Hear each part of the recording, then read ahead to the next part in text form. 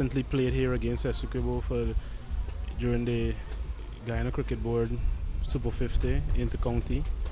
So he has some idea of the conditions and he will know to use it to his benefit.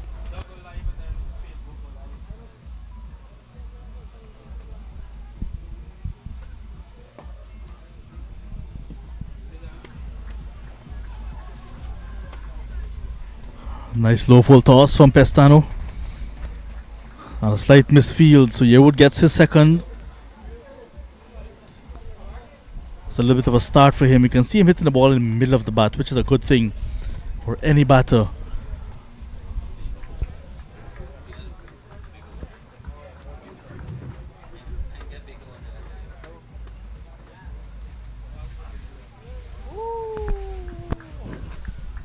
Hostility again, some aggression from Pestano in his second over. 21-year-old bobbing and weaving Shamar Yearwood. Good left in the end. Loving the pace from Pestano. Extracting every bit of pace in his track.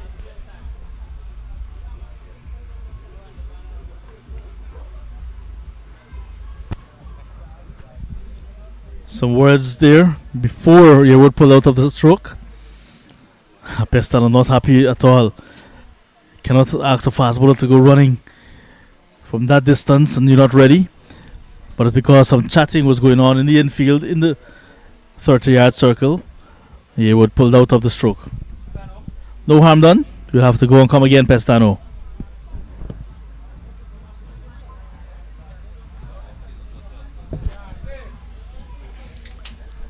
Just about 50 kilometers from where we are, Azizi. It's Charity, which leads to the Pomeroon River, which leads to region number 1 as you head into the Winey River. Tomorrow's going to be a hive of activity at Charity for their market day.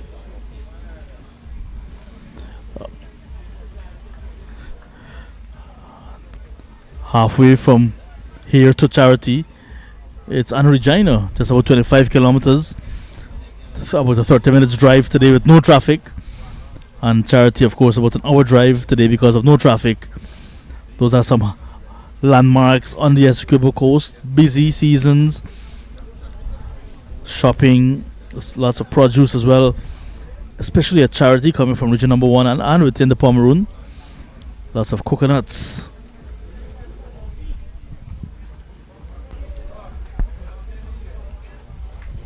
Yes, definitely Charity leading into the Pomeroon, known for their coconuts and coconut water. Our very own regional chairwoman, Ms. Velma De Silva, she's the owner of a coconut water business. Recently had some of that, and was in the Pomeroon. Very refreshing, something you would need on a hot day like this. Oh, floored him. He got up very quickly. Yearwood looking for a run. That's what I've been saying about Pestano. His pace is up. Looks like a new man altogether. 2 overs for him completed, 6 runs.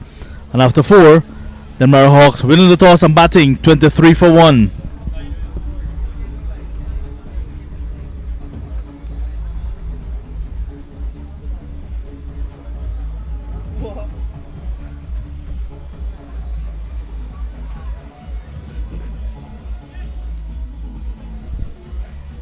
Maybe we can have Mr. Dilip Singh pass the word on to Ms. Fimla De Silva to send on some coconut water for the commentary team. We will welcome that any day. Lovely weather for coconut water and a hammock.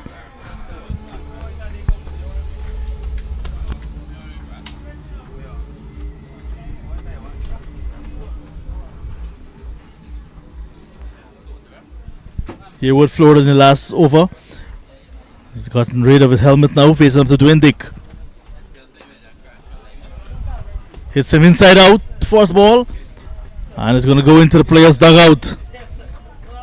6 runs to Yearwood, his first shot of aggression, as if that previous delivery from Pestano woke him up. Yearwood not looking to hit it too hard, just timing it, hitting it over the long off boundary, pushing Christopher Barnwell, now pushing his fielder who was feeling short back onto the boundary.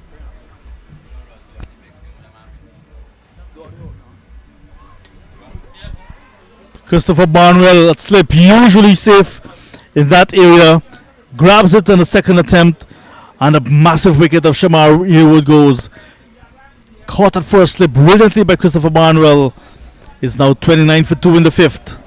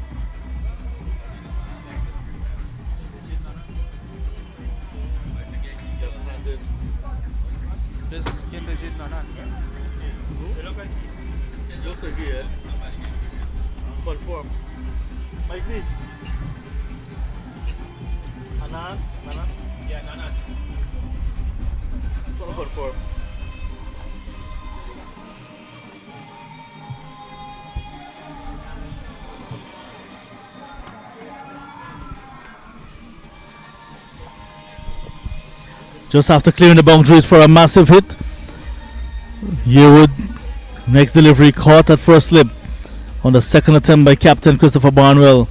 A look at Barnwell now, just ensuring that the players on the offside for Indrajit Nanan, the new batsman, they're all in the perfect position. An opportunity again now for the Pitbulls to control this power play. Oh, what do you know? 2 and 2. Bounce and turn from Dwayne Dick. Edge found. And this time, on the first attempt, Barnwell takes it.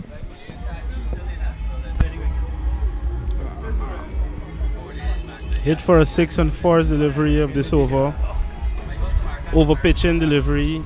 Now pulling the length back for these two deliveries. Bowling to the left-handers. Taking both of the edges. Taken by Captain Christopher Barnwell. Excellent comeback by Dwayne Dick here. Unplayable. Bounced and turned on him. He was committed.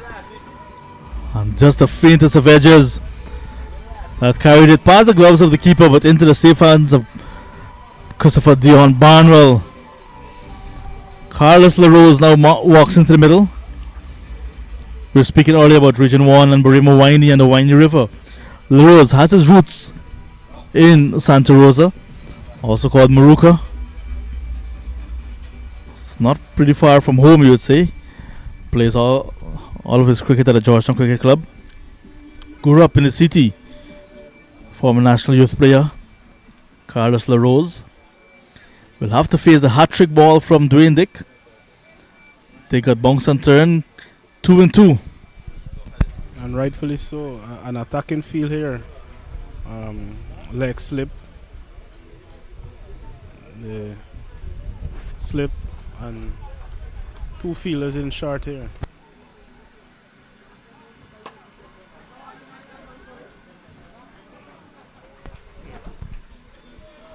Very full delivery driven to Barker at mid-off.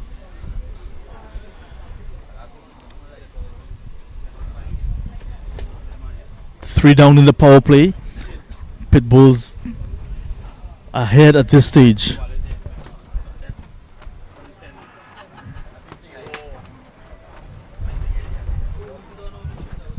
Body language suggests that that one came off the edge of the rows. Joshua Posada, keeper, unable to hold on. And if it's anything to go by in terms of body language, chance you'll see it to LaRose. Fighting fire with fire. Trying to hit out. Van Lange there, wide long on. He was at long on, had to run around to his right. It's a no ball now signaled by the umpire. Umpire Zakir signaling no ball. But one thing I've noticed today, Azizi, I know the ground is small compared to others, but that ball went to the right of a field who had to run around maybe some 20 meters, and yet these batters just took a single. Yeah, the running between the wicket has been atrocious today from all of the teams playing here today. This is definitely something we could probably consider as a problem here in Guyana. Seeing it from not just one team but numerous teams. I think we need to work on running between the wicket. As the end of 5 overs, double strike for that, for Dick in that over, 31 for 3. Barrington the opener still there, however, and the crowd continues to build up here.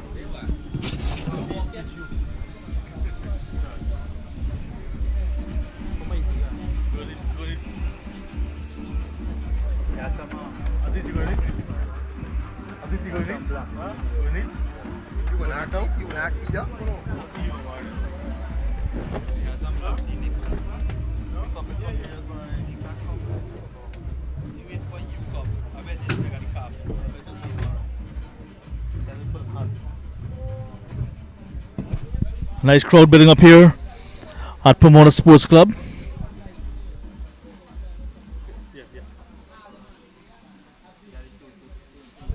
And one of the players who recently played in the Essequibo Senior Trials, Dexter George, has just slipped in. Pamona Sports Club ground, Dexter, familiar for you? As Chulai comes into the attack, it's more spin.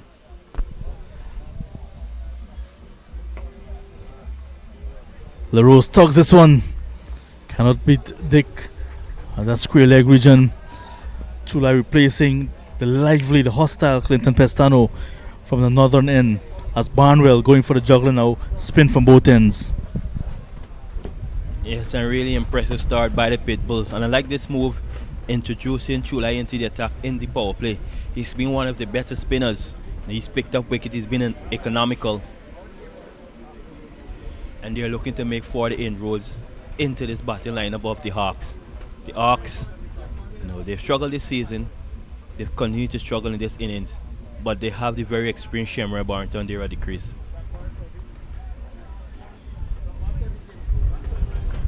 Nicely bowled by Chulai. Goes past the outside edge, and this is why it's a good move to bring him in a bit early than usual, because he does spin the ball. He has an arm ball as well, so he can beat you on both sides of the edges. So I love this. There's a slip, there's a short catch and cover. Real aggressive captaincy. Yes, captain giving him the protection, giving him the license to attack. Not afraid to throw it up in the air.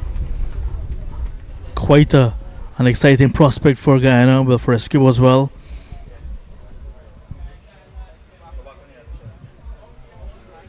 I wonder what's this about. Umpire just called Essequibo to have a quick word. Maybe telling him about Joshua Prasad and going in front of the wicket. That's the keeper. Who knows? On with the action we goes. Just 3 wickets to show in the tournament. This is just his 4th game, July. All 3 wickets he got against the Anacondas. 3 for 14. But against the Caimans, he was very economical. 2 overs, none for 5. And then on the flip side, against the Piranhas, 4 overs, none for 30. It's been steady.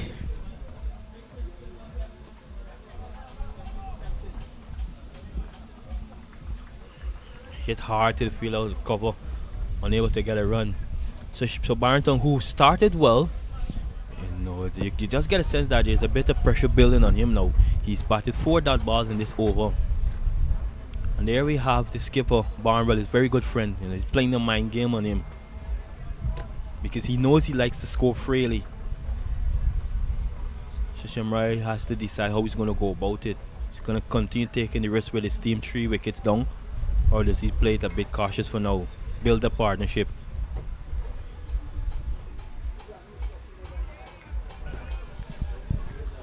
Just a single conceded in July's first over. Power play done and dusted.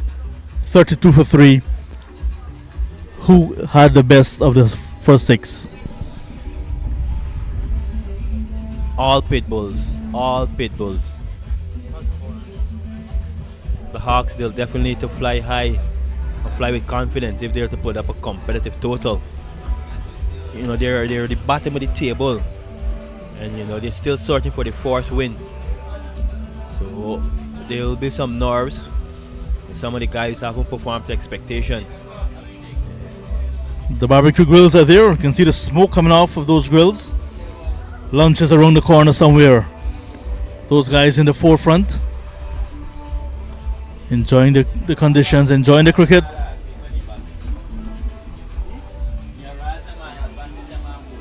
Dick will continue. First 3 overs in the power play.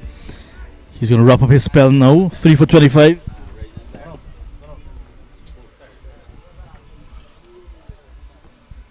And it's an interesting move, bowling Dwayne Dick 4 on the trot. He's gotten all 3 wickets. Very well bowled, so there's some turn on offer. And we saw a similar ply being applied when the Piranhas in the earlier game they played. I think it was Kelvin M. Rowe. He started from this end as well. And ball is 4. Nicely played down to Lange. So this is good cricket. Rotating the strike nicely. This low Rose. And it's important that the Hawks, they do not bat themselves into a hole. They're going on the run a ball at the moment, but it's important that you keep rotating strike and build a partnership. Even if it goes a run a ball, just to a run a ball, that's okay for now with wicket in hand. And guys who can hit the ball, if Van Tall and a few others.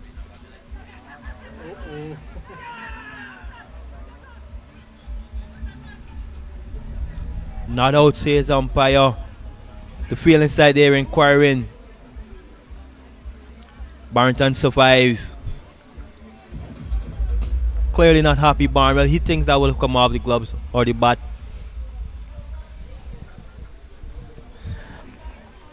Big discussion. You can see that they're not pleased at all. Ball ballooned into the air off of something. Joshua Prasad completed the catch. And then for a second play, as if to have a running play, broke the wicket, and then asked the square leg umpire as well. So Joshua Prasad looking for 2 modes of dismissal. Barrington was unmoved on both occasions. Yeah, so it's good awareness by the keeper. But obviously Barrington grounded in his crease. But this is good bowling. We mentioned Shemroy, he started well. He's batted 6 balls, his last 6 balls for just 1 run. Unable to find the gap again. So you can feel some tension building on Barrington. He's now jumped under a runner ball. His first 17 runs came off just 12 deliveries. Pressure, lots of mental pressure as well. Lots of chirping happening around, especially from Christopher Marnwell, the captain. The release shot, it's in the air. Anton Lim is out there parading the cover boundary. The debutant, and he does well to keep it in play. I'll tell you what, that's a really good save. Came off the bat nicely when Barrington struck it. He did not move initially. He thought that was 4. It's excellent work by the young man Lim on the cover boundary to keep that down just to 2. A tumbling save. He got up on the return, came in very quickly.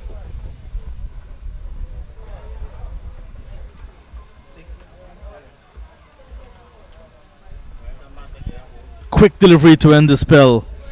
4 overs, 3 for 28 after 7, 35 for 3. How well has Dwayne Dick bowled with the new ball? 3 of those overs in the power play. With the new ball in the power play, picking up 3 wickets for just the 28 runs. You know, you'll take that any day. You know, he has given his side the upper hand in this contest early. Can they maximize? Can they pick up a few more wickets in the middle and put forward the pressure on the Hawks batting. We did mention the Hawks, they're at the bottom of the table. And there we see Dwayne Dick once again, excellent figures. And ably supported by Pestan and Chulai. None of them picking up a wicket, but very, very stingy.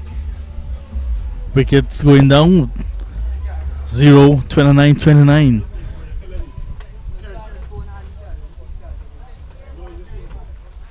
Chulai to continue. Barnwell at first slip.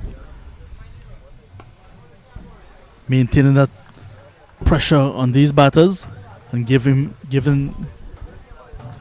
his bowler some protection in that first slip region. Still attacking Barnwell.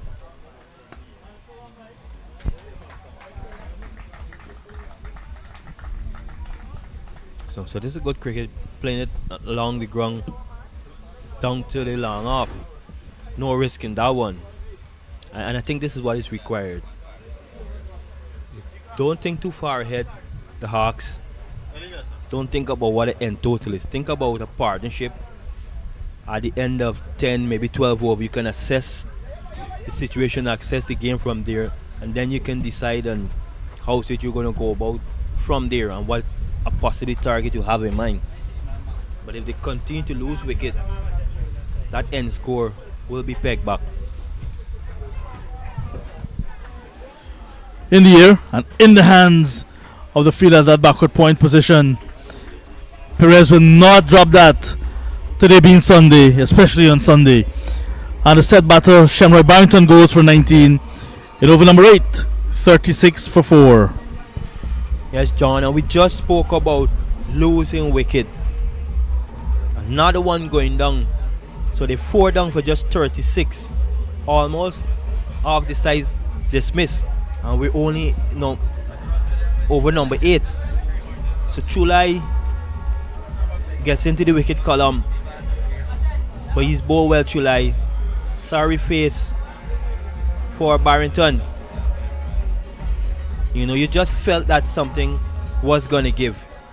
He batted roughly 9 balls for just 2 runs. His last 9 balls, that is. The Pitbulls, they put the claw on him, squeezed him. He wasn't able to score as freely as he usually would.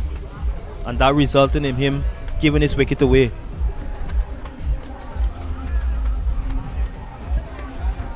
Kulturan Chulai gets his first in this game, his 4th of the tournament. Look at Pestano and Barnwell. Lovell, a new batsman, that's Thaddeus Lovell. And the 2 experienced first class players into the young man's ears already.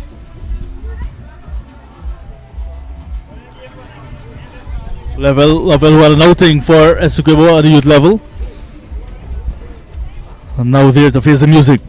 What's interesting to note is that all 3 of them are genuine all-rounders, including Lovell. All-rounders conference.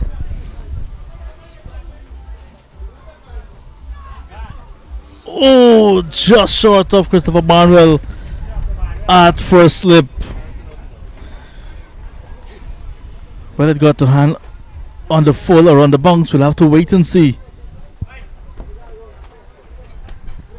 Barnwell spills that one. It did went to hand. So it's the chance gone begging. Chulai has been mightily impressive. Why not get him another slip in, John? And there he goes immediately. So this is really good proactive captaincy from Barnwell. And it's a Barnwell look-alike and Kosi Barker comes into second slip. Pressure, lovely cricket here. This pitch is offering some turn. Chulai in full flight. You mentioned it's look-alike. They play for the same club, the Demar Cricket Club. And he even patterns himself just a bit over Barnwell. In the local scene, we call Barnwell Bull. He calls himself Lil Bull. I wouldn't say a little. I would say a lot. Young beaten. Successful over again for Chulai. 37 for 4 after 8. Really impressive start by the Pitbulls. The Hawks, they're very much up against it here. The has the work cut out. As we see, we losing the captain. Second ball of the innings. Here road. Barrington got a start, but unable to carry on. It's now all left up to Lovell and LaRose, who's been at the other end watching the action as it unfolds. But both guys come back. Lovell, he's someone that only knows it one way.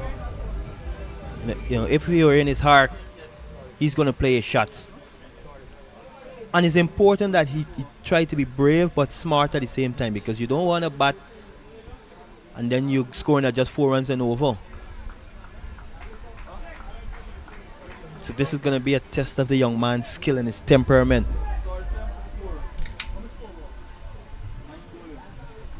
See another spin option into the attack, and Kosi Bitnu is getting his chance with the ball in this game. After that forced ball, there's a slip now being employed by Barnwell. The guys that covers catching. And we just mentioned it. And there he goes, just the 5th ball he's faced. And that's a huge maximum. Friendly full toss. Lovell says thank you very much, Bitten. Struck sweetly out the middle of the bat. And that's a huge 6, John. He's a strong man, Lovell, and he's going to play his game. And I think this is the right approach. You just need to be smart. You just hit a boundary. Just try to rotate, try to turn you over, possibly into 8-9 runs and over with minimum risk. That was well hit. Now we can see Quinton Pestano offering some congratulation remarks to him, some congratulatory remarks. That one went, I looked at it as it went out of the ground. There's a grass patch. I rather suspect it's a rice field on the other side of this ground, and it went into that field. But that was well hit. If anything Pestano would have said, I don't think it's a congratulatory message.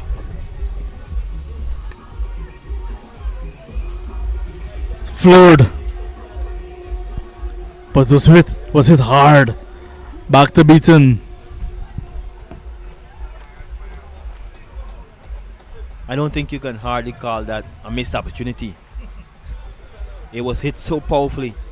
Yeah, being unfair.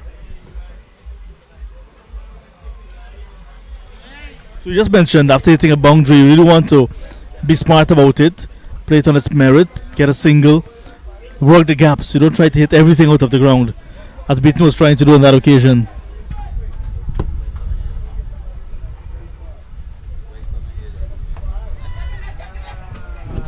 The shouters catch it, and Dick is right back on the boundary at long off, and he grabs it. Just as we mentioned, you need to be smart about your approach to run scoring. Lovell holding out to long off. Beaton strikes in his opening over. Half of the side gone now before half of the overs. 43 for 5 in the ninth. Yes, John. And the Hawks, they're in all sorts of tutters here. Poor piece of cricket on the part of Lovell. And these young men, they need to learn quickly, John. You just hit a maximum, and you look at hit every ball after them out to the park. You would have been best advised to just get down in at the end. And say over to you, Carlos. Carlos is there for some time, only faced just the 8th delivery. He's probably wondering to himself, what exactly are his teammates doing?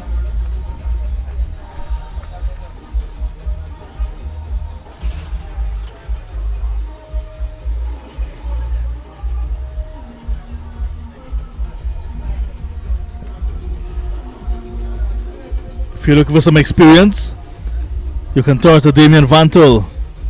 A to B delivery. Here he is now to face the music in over number 9, Barnwell. Perhaps finding out what's on the menu for tomorrow from Vantel. For the 3 for 5. Left-handed Vantel to face up to Beaton.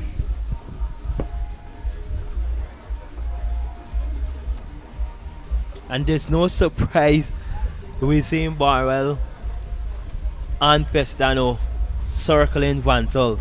What is interesting to know, John, all these players, including wicketkeeper Joshua Prasad, including Vantel as well, they would have all played for the Demerara Pitbulls in the T10 version. Vantel, having a pretty good T10 tournament that occasion. Not so this time around. He's off the mark immediately. The call was 2, it was not to be. Not a good over coming to an end. 6 single and a wicket, importantly. 44 for the loss of 5. Brought into the attack. After being struck for a huge maximum by Lovell, got his man in the end. Poor piece of cricket on the part of Lovell. Well, there we see not much to really talk about.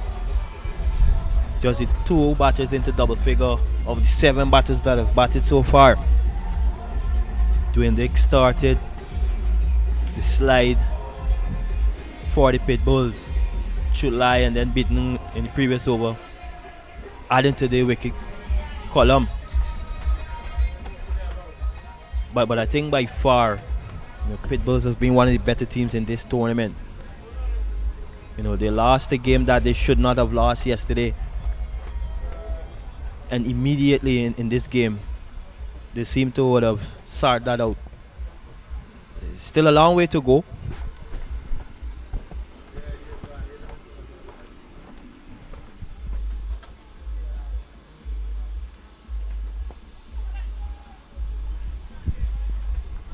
Pay attention to over number 10. It is the over before a drinks break. Scheduled drinks break at the halfway stage of the innings. Vantel on strike.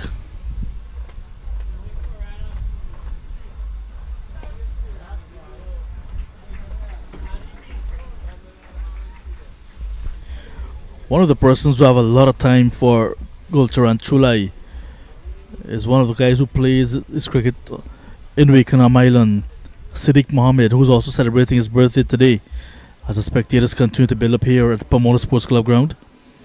Siddiq is always championing for Chulai to have more opportunities, especially at the senior, for example, recently concluded inter-county championships. And there was a heated discussion about placement of Chulai, who geographically qualifies for Essequibo. When you look at the makeup of the last Essequibo in the county side, Captain Anthony Adams, there was Ricardo Adams there as well. Garfield Phillips was in that squad. Keanu Harry, who played. So when you look at the barrage of left arm spinners there, the question was asked, where can we fit in Chulai? It felt that should he play for the select 11, he would have got more opportunities than we saw him play in just 1 game out of 3. That game he picked up wickets, but in that developmental team, that's how it is. It's a rotation system. But Chulai is a real quality player, someone that will give you wickets, but you must invest time in him and give him more time on the park. As we see, he bowls another nice delivery, and that's a really good point, John. I mean, ideally you'd love to play for your county, but then there's so many competition in terms of left arm spinning inside Essequibo side. So does he now goes to the rest team to have more opportunity, more playing opportunity? I think this year that's where we went. I'm not sure about his performances this year, but he's a quality player. Definitely one for the future. Joshua could not hold, and Joshua Prasad could not hold the ball in the gloves to effect a stumping. Bounce and turn for Chulai to end his third. 1 for 6. Halfway stage. Hawks winning the toss and batting for us. 47 for 5. 47. Losing 5 wickets in the first 10 gives the ascendancy to the Demerara Pitbulls. We're looking to bounce back to their winning ways. Hawks looking for their first points. We'll take a drinks break and come back in a few minutes.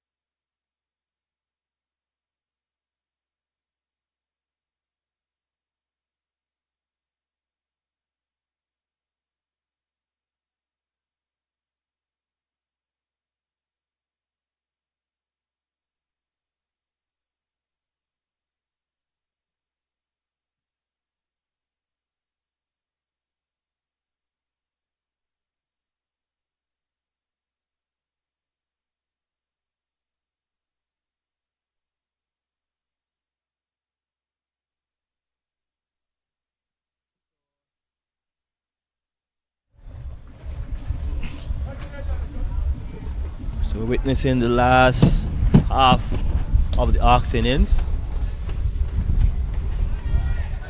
That one is in the air. Vantel goes. A lot was depending on him. Succumb to the pressure of Vantel. And he goes for 3. Hitting against the breeze here. Not getting enough of that one. Well taken in the end by Van Lange. So Bitten picking up his second wicket. Enticed Vantel into that shot. He went for it, Vantel, and lost his wicket in the process. You know, many suspected that he would have probably applied a bit more sensible approach towards his innings and probably bat towards the 15th over and see what comes after then. But he goes. In comes the man they call handsome, Jeremiah Scott. A young man's been around for quite some time. You know, he's not quite fulfilled that promise. But he has an opportunity here. 47 for 6 is the score after just 10.3 overs. Jeremiah Scott will have played a lot of cricket. Junior level, I think he would have played for both Essequibo and Demerara junior at the junior level, and Demerara at the senior intercounty level. Yeah. Really exciting all-rounder. He's more of a top order, middle order batsman. Seeing him coming at 8 now, he could still try to steady this innings and put up a good score for his team. Him along with the well-capable Carlos LaRose. The Hawks, it's surprising to see just how much they've struggled this season. When you have someone who's as good as Jeremiah Scott batting at number 8, that tells you the depth they have in their batting. Because all the other batters that came before him in this innings, you know, they're all capable batters. Batters with first-class experience, senior to county experience. And Jerry too seems to be in that same frame of mind. The very fast balls carved away 2 extra cover before. That's a nicely played shot. Very fast ball, he faced Azizi. And this is the quality you were speaking about. Telling them. This is the quality we were speaking about Jerry. The coach is probably sending the message that, okay, we might be in a little bit of trouble, but we cannot bog down ourselves. Go out there and play freely.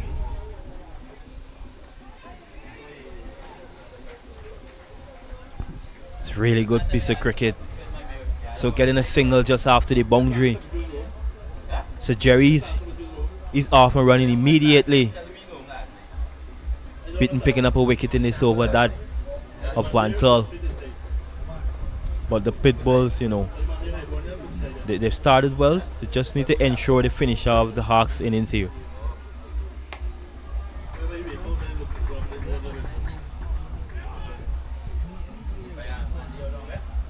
Tugging this one to the cow corner area. Carlos Rose. The steal strike for the next over.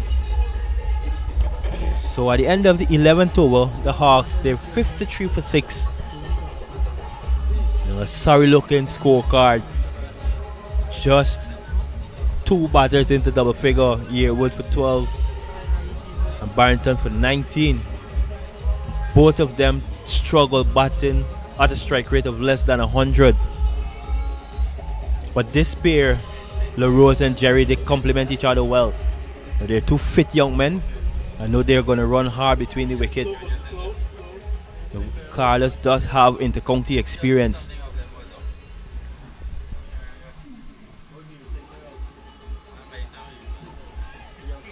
Should like to finish his last over. 1 for 6 so far. It's an excellent work by the young man. Continues to impress us all. If he can pick up another wicket or 2 in this over, it will be a real bug down for the Hawks.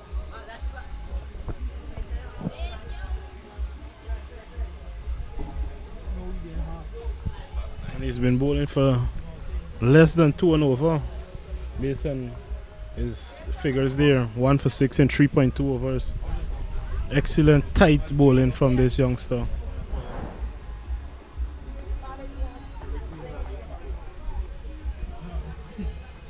That's nicely played into the onside by LaRose. But LaRose needs to be smart as well. You know, he's played that cut shot on numerous occasions unsuccessfully. Still continues to play it. Would be better advised to try to hit the ball down the ground.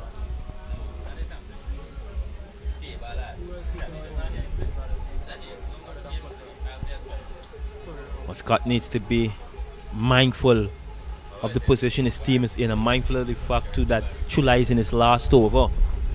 Also, it's what we say now in cricket is negative matchup. The left arm spinner turn the ball away from him. So it'll be interesting to see his approach here. We know he's a no-nonsense sort of cricketer. He needs to apply some smarts to it.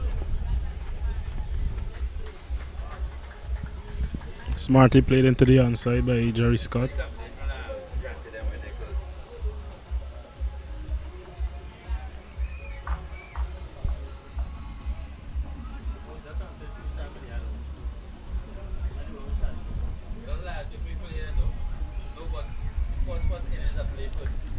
Continues to place those cross batted shots is LaRose.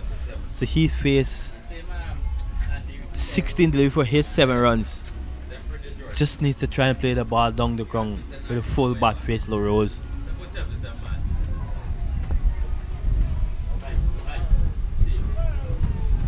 And another wicket here for Gulcharan Chulai, finishing up his spell for 2 for 8 in 4 overs. Just going at 2 runs per over. Excellent catch as well on the mid-wicket boundary by Dwayne Dick. This is pretty poor cricket by LaRose. You know, only seconds ago we mentioned about the risk involved in playing this cross batted shot, and he went for the full-blooded slug sweep on that occasion. Perishes in the end. They don't seem to have a clear plan on how they want to go about this innings, the Hawks. It seems everyone just want to try and hit the ball out to the ground. You need someone that is going to take the responsibility of batting all these overs. Daniel Ross in at the crease. You know, he's capable with the bat. He's a strong young man. He can't hit boundaries. But his team is in a pretty tough position, and it's up to him along with Scott and the other batters to come to try them to get them to some total of respectability. But if they continue playing this manner, they'll be all out before the 15th over.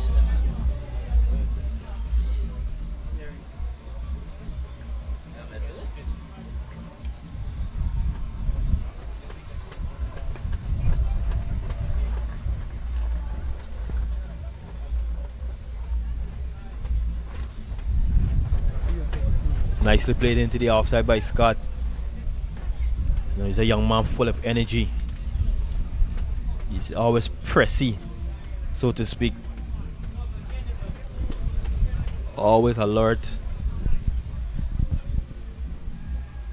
So Ross on strike, about to face his first delivery in this innings. How do you reckon they should go about these remaining overs, Azizi?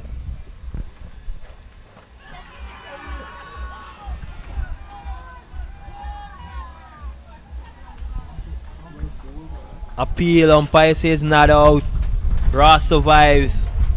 Feel inside, they're not happy. They didn't reckon he got any bat in that one. Umpire thinks differently.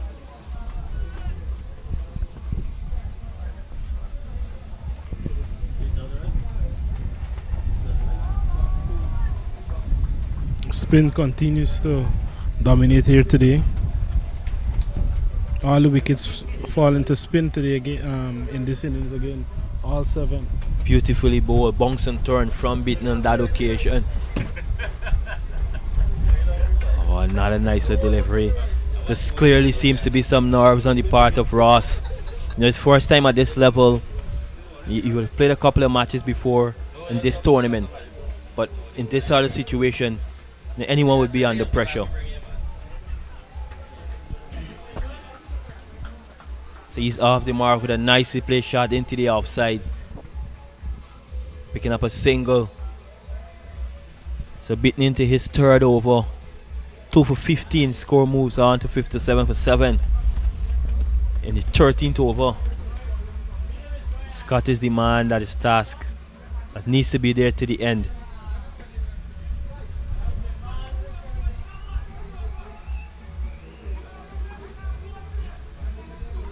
So good over comes to an end by beating. They're going at just a run rate of just over 4 with a projected score of 88.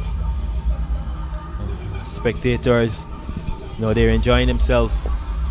There we see the bowling card. Everyone picking up wicket except Pestano so far, and they've all bowled economically as well. That's important to note.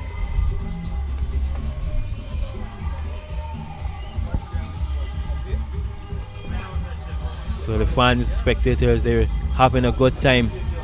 Lovely music being played by the DJ. We see another spinner introduced into the attack, Ricky Sargent. Here to bowl some left arm spin, replacing Gulcher and Chulai.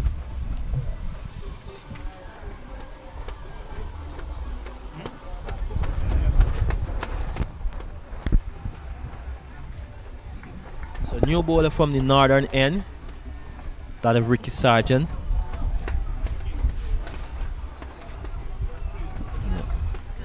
No. Sargent opened the bowling in the previous game for the Pitbulls. Captain opting to use it in the middle overs this time around.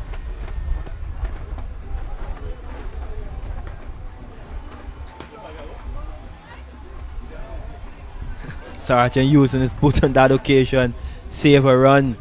Risky, you don't want to do that and pick up an ankle injury, but he started well here.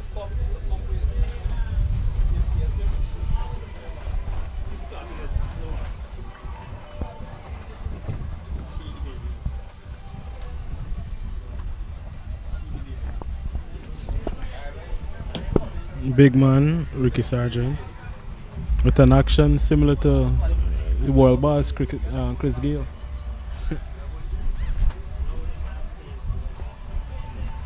Strong action. So this is really good bowling by Sargent. Pitbulls continue to squeeze the Hawks. Ross, 8 delivery for just the 1 run. Another dot delivery. He's under tremendous pressure as Ross. Just needs to ensure he get off strike and get Scott back on strike.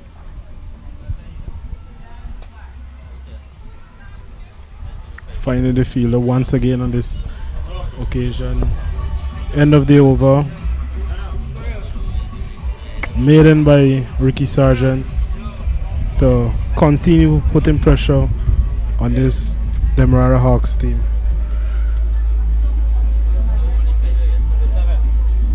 So a minute to start with from Sargent. Continue the impressive work that would have done the bowlers before him. So he's clearly telling himself that he's not going to be the weak link in this bowling lineup. So beaten to finish. His spell is 4th over. 2 for 15.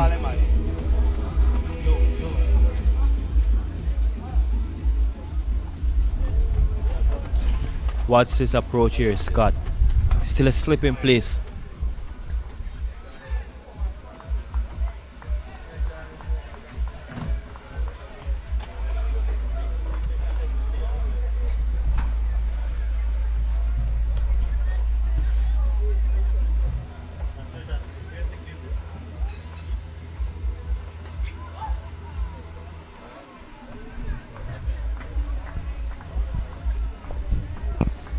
Scott. And that's okay. Given the situation in which your team is played, you can't bat up a bad ball, dot balls here and there. That's okay. You just don't want to lose your wicket.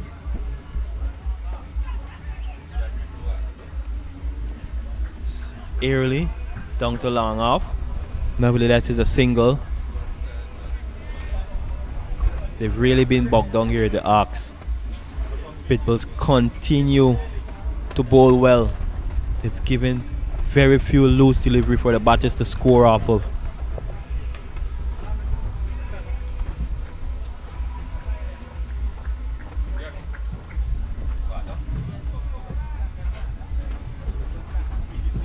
So back-to-back singles. Started to rotate strike a bit better here.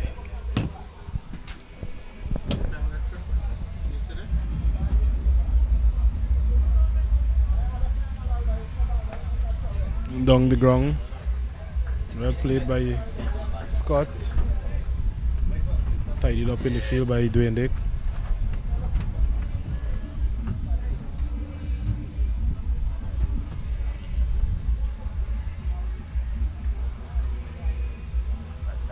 Wide delivery this time by Beaton. We'll be looking to finish here very strong. 2 for 19 from 3.5 overs. Excellent finish to spell by Beaton. So an excellent spell from Beaton comes to end. 2 for 19 from his 4 overs. The Hawks 61 for 7.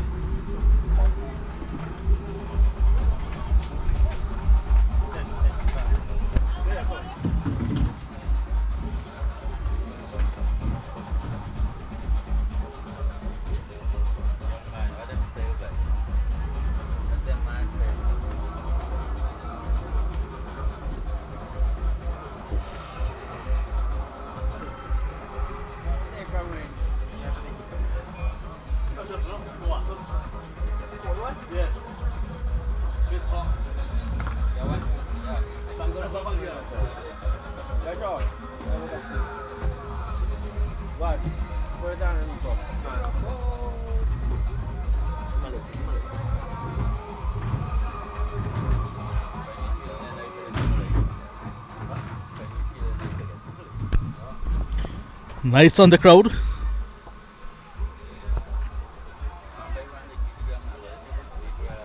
After a maiden, Sargent is back. 16th of the Hawks innings. Just quick arm action from Sargent, left arm spinner. Quickly coming back for the second. The man who fielded the ball, we haven't seen him, Leon Swami. Quite nippy as a fast bowler as well, medium fast bowler. Jeremiah Scott. And now Daniel Ross. Faced some 12 deliveries, Ross, for his 2 runs. But occupation of the crease is important as much as it is scoring, especially in this stage. Yes, with only 3 wickets in hand. 4.5 overs. Still to bat. They need to stick around, look to rotate the strike. Oh my god. Big shot here by Jeremiah Scott.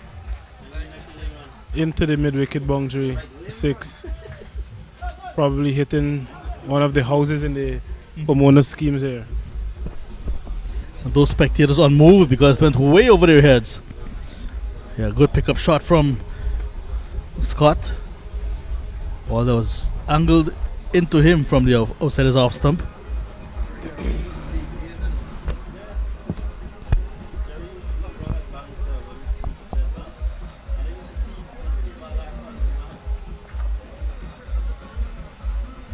Sargent again.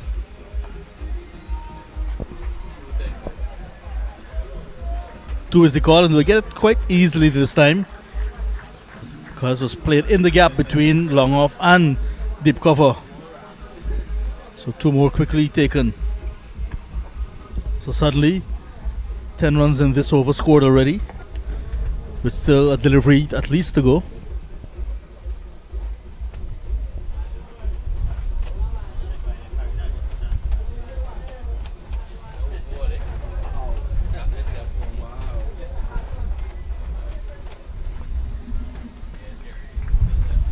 Solid. Good defensive stroke. 16 gone, 71 for 7.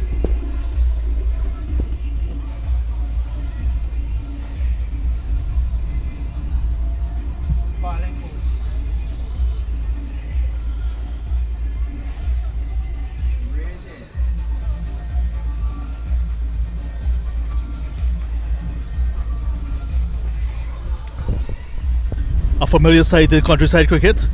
The ball boy is waiting for the ball to go out of play, to go chasing for them. The 4s and 6s race. Adrian Sukwa, 21 4s, 9 6s to Kevan Bori, the leaders in those races.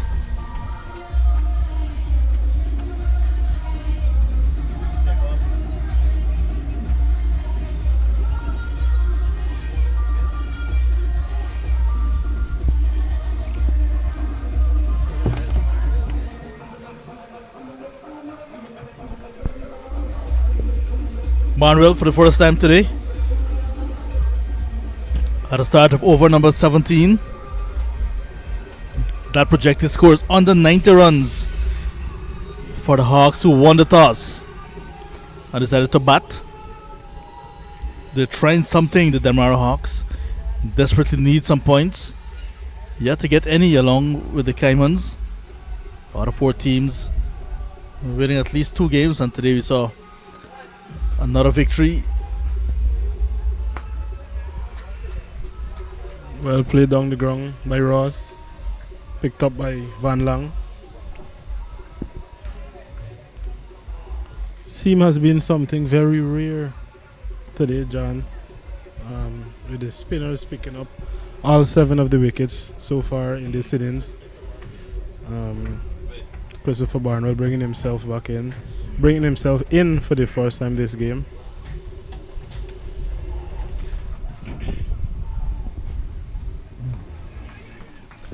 And that is pretty slow from Barnwell. Pace off. There are 2 other seam options, Jonathan Van Lang and Leon Swami. But Barnwell opting to bring himself into the attack.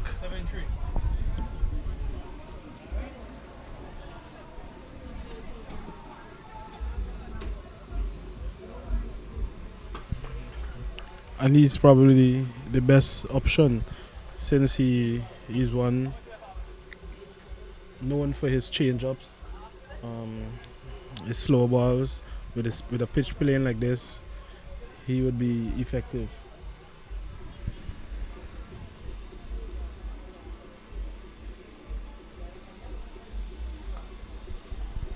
Losing his shape, looking to take on Barnwell, but we get a boundary.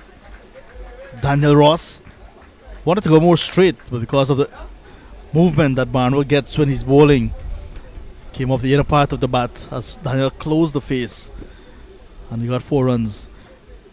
The result he was looking for he got, but not a type of shot.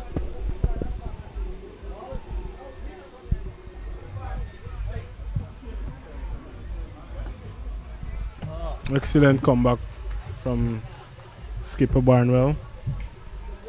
Full Yorking delivery outside the line of the off stump. Ross unable to put it away.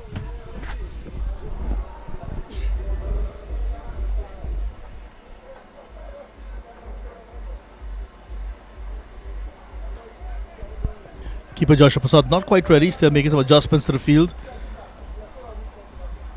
Then the batsman, realizing that Joshua Prasad not ready, pulled out of the stroke.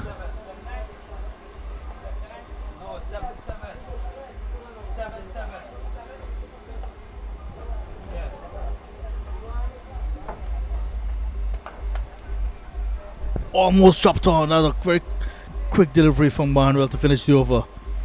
End of 17, all 7s on the board. 77 for 7.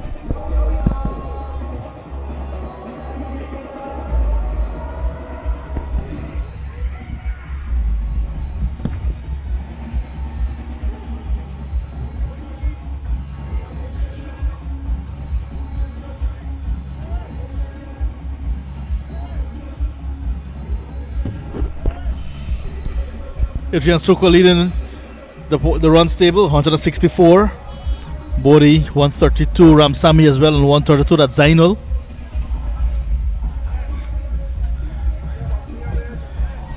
Food and drinks on sale here. Of course, gravitating to get their favorite.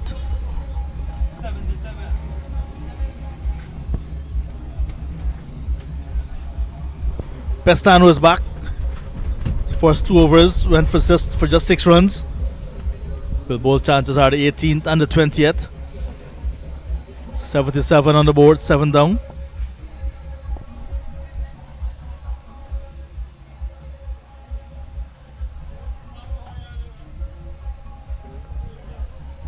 Scott on strike.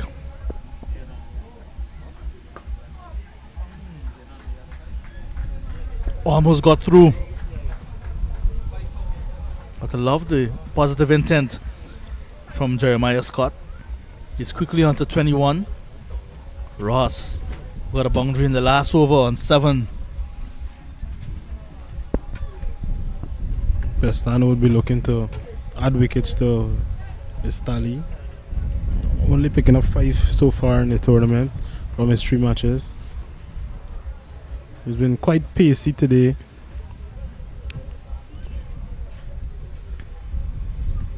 Coming in, short delivery, adding to his list of bouncers he produced here today.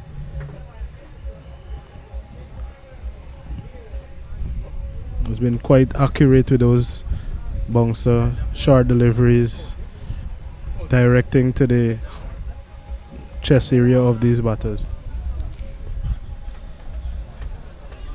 Yeah, I like the line that he's been bowling on the body, where it's short of the batter's ducking, or on that occasion pretty full on the pad.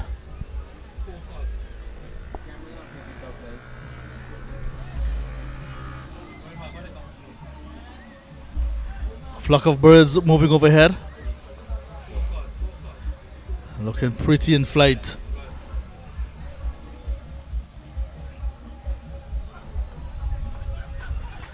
Look at the be positive Ross. Advancing to Pestano, who's bowling very quick today. He's lucky not to be injured.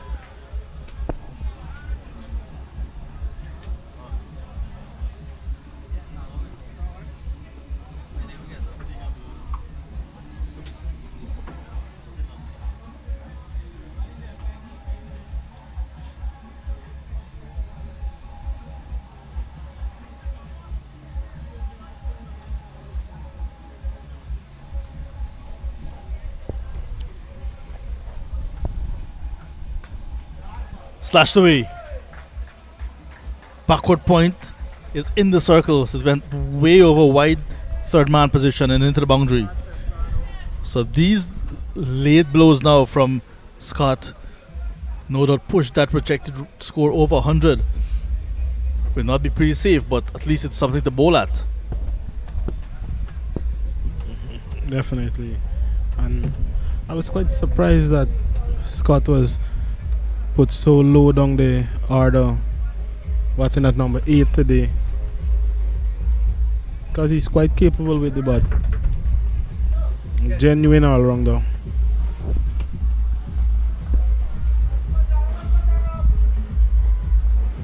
And how often have we seen this in countryside cricket? The ball goes out of the ball field and lost momentarily, but the ball boys are there, trust me, they will find it pretty soon. Whether it comes back into play after they find it is the next story.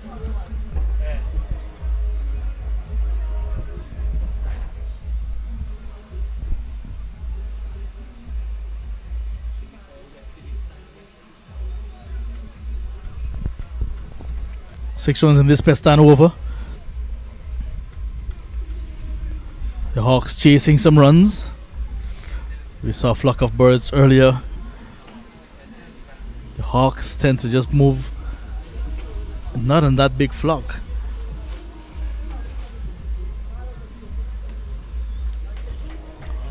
The wickets actually fell earlier in big flocks.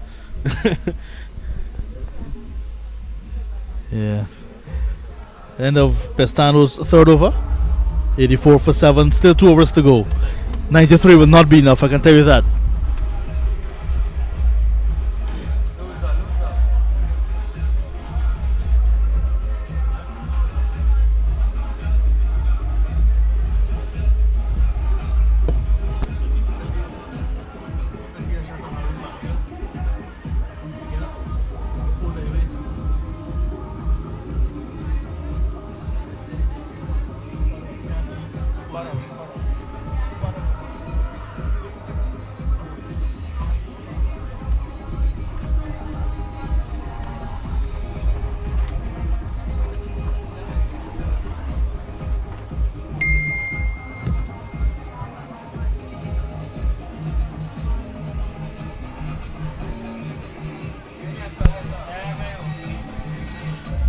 Christopher Harry on debut. Nervous at the back. Biting his nails with the pads on.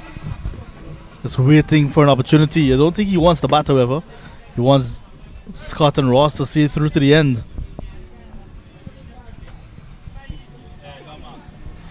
Not sure if he plays a consecutive game, but a game right after this, if he'll have enough nails, Harry.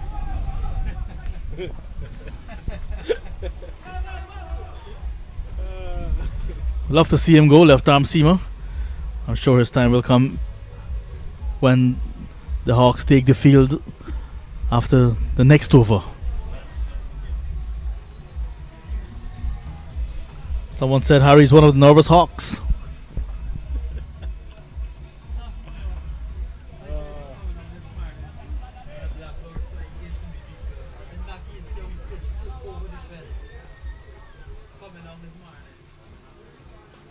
Cleaned up.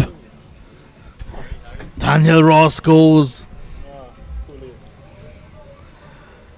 That's the 8th one down now.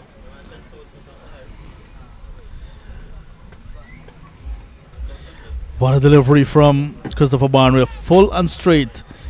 And there was Ross looking to go through the onside. Missed it.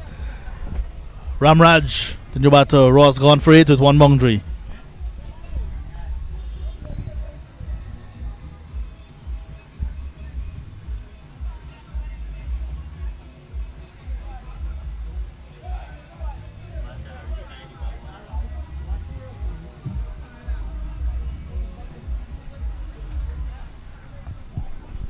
One of the left arm spinners as well.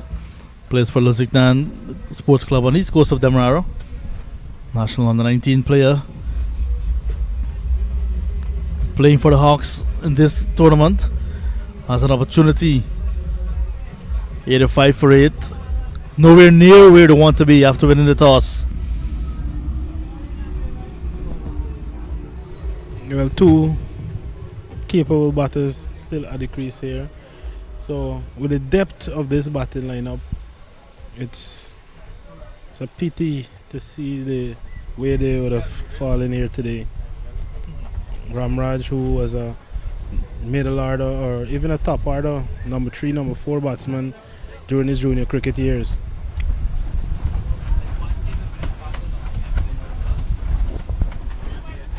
The breeze picking up here, and that ball from Barnwell helped further outside the leg stump of Ramraj. Yeah, I remember earlier days at the top of the order, Christopher Ramraj. Now he's batting way down the order. Look at that classical on drive. Well played from the young man. Looking for the second. No, it's not on.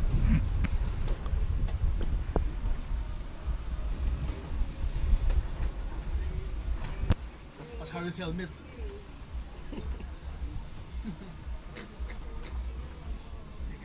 Fall off.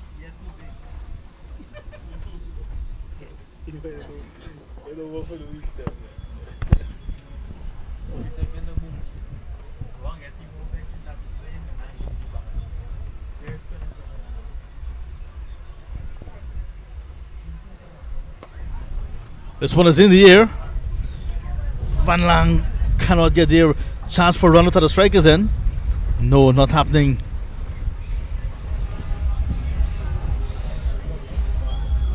Tournament will continue tomorrow. Game that was not played last night because of some technical issues at LBI will be played tomorrow Tomorrow being Monday, 1 p.m.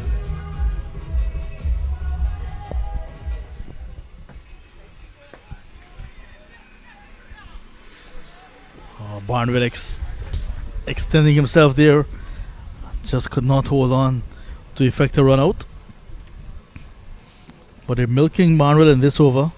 The Hawks, good running between the wickets between Scott and Ramraj. Lots of singles. He would be looking in the last over to try and push the score just over 100. They have not had the type of batting outing they would have wanted, but they're here. Most they could do is capitalize on the deliveries remaining.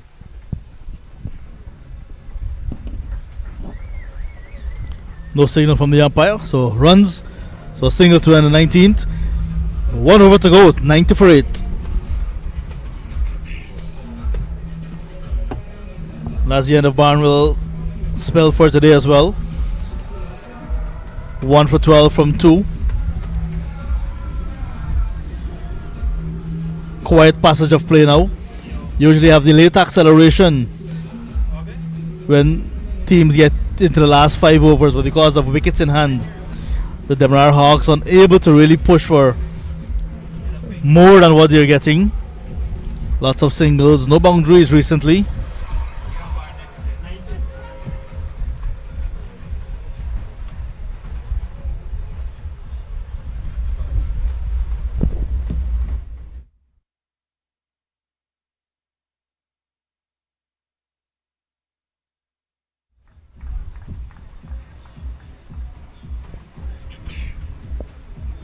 So Pestano starts the final over of the Demerara Hawks innings. Hawks and Caimans had their game last night to play, but because of some issues, like I said, will not. Well, that game didn't play. So tomorrow from 1 p.m. is that rescheduled game at LBI. Tomorrow is actually supposed to be Movements Day, traveling day, rest day. It's now a match day for the Caimans and the Hawks.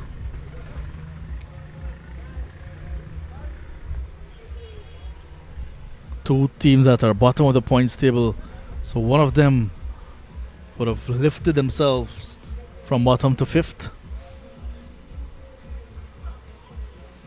Swing and a miss. And if there's anyone that can take on the bowling in the last over for the Hawks, it is Jeremiah Scott, with only Christopher Harry to come. Ramraj is there, but I don't think he will be able to challenge the boundaries here at Pamona. Scott is the man.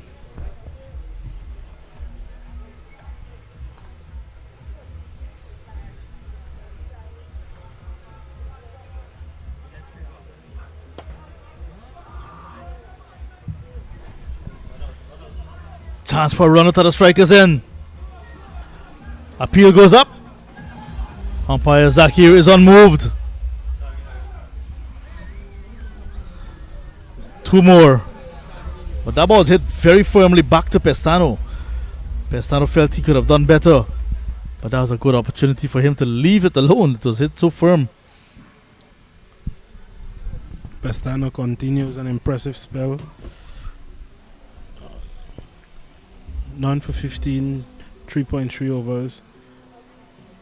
He must consider himself unlucky to not get a wicket here today. Yes, figures do not tell how well he bowled in batting friendly conditions. Scott again looking to take him on. At 32 years old, however, not sure how long more Pestano will be able to bang on the doors for the national selection again, especially when persons like Jonathan Van Lange, Quentin Sampson, they're all waiting in the wings. Ronaldo Ali Muhammad is there right now.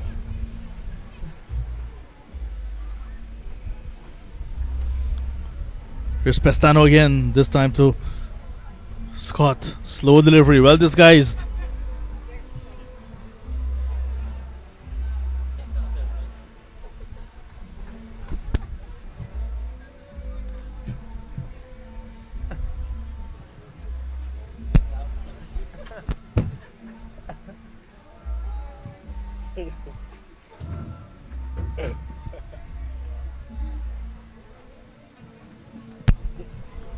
Looks as if they will end up on 93 with the final delivery still to come. Unless there's a boundary here. Final score 93 with that bye. 93 for a loss of 8. Umpire says he's out. Actually run out of the last ball as non-strikers in. 93, we'll take that. Then our Pitbulls will need 94 to go back to the top of the points table in terms of points. Pitbulls and Hawks in the second match of the day at Pamona Sports Club. So the target will be 94 for the Pitbulls. We'll be back with a run chase. Stay with us.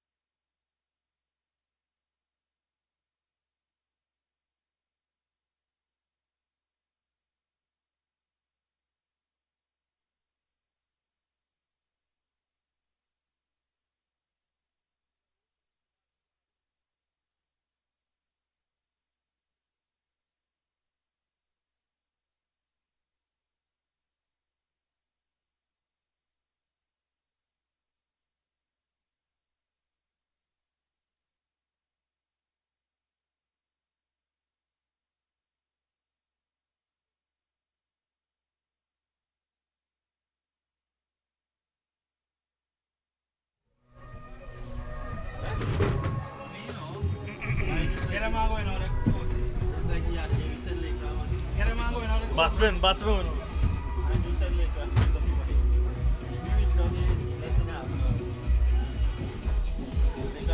Five, four, three, two, one. Have a go. The openers for the Denmark Pitbulls making their way to the middle. Joshua Prasad and Raymond Perez. This is what happened in the first innings. 20 overs completed. 93 for 9. The last batter, Jeremiah Scott, run out of the last ball. 93 for 9. It means the target for the Pitbulls very simple. 94. Pick of the bowlers. 3 for 28. Dwayne Dick was at one time on a hat-trick. Chulai beaten and Barnwell in the wickets column as well. Wickets falling at regular intervals and hardly any partnerships to shout about. Pitbulls second on the points table, but a win today will take them right back on top, whereas the Hawks right down at the bottom, and a win will try to get them off the ground. So we're just about ready. Dexter George alongside.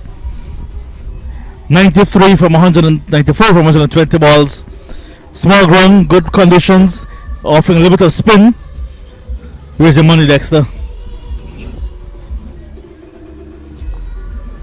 Hi John, hello to all our viewers. My money's in my pocket.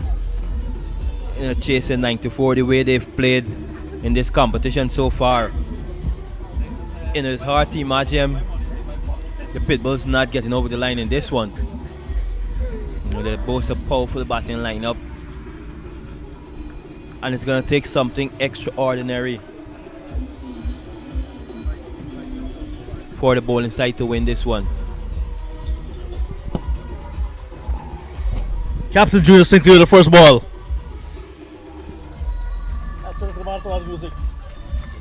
Sinclair did not trouble the scorers today when he was batting. Stumped pretty early without scoring. Was very unhappy with that decision. Whether it was himself that he was wandering out of his crease, or with the umpire for putting him out. Good bounce and turn with this new ball. Off the mark, Perez. Off the mark for the Pitbull as well.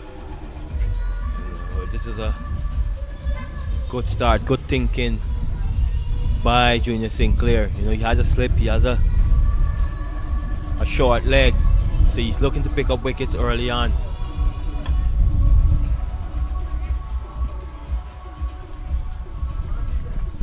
Thaddeus Lovell on the long on boundary. It's still we're in the power play. So two deep fielders, long on and deep mid wicket for the right arm off break bowler to the right-handed batters. So it's a good start by both batters, getting off the mark.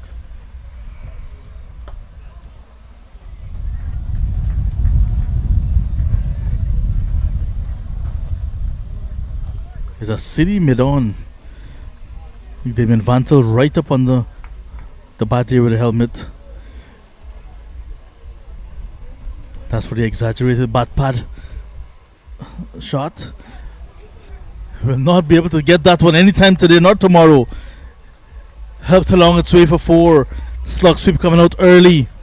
Joshua Prasad. Nice shot from him for 4. Yeah, it's a really good shot. The two deep fielders out along a mid wicket, but that one was played just in front of Skir. So picking the gap nice on that occasion is Prasad. So he's into his work nice on early.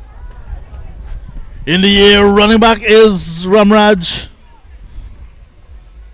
That short backward square position. He's in the circle. It went just out of the circle, but in the air. And a rash shot now, pretty early from Joshua Prasad. End of the opening over and the run chase, 8 without loss. It's an interesting start.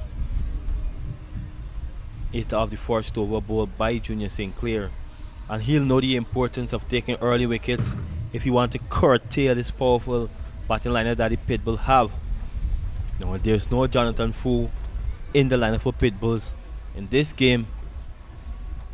So maybe They can get early wickets, get into the middle order, and put pressure on some of the lesser known batters.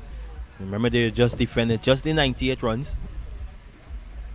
So it's going to be interesting to see how well they start. Chandrapal Ramraj, left arm spin from the northern end. There are two left arm quicks in the team. None of them given a new ball. There's also Carlos LaRose. We saw Carlos LaRose before the start of the innings marking out his run up. Nothing's wrong with that. But spin from both ends. We've seen the pitch taking some assistance from our spinners. That's why we're seeing now spin from both ends.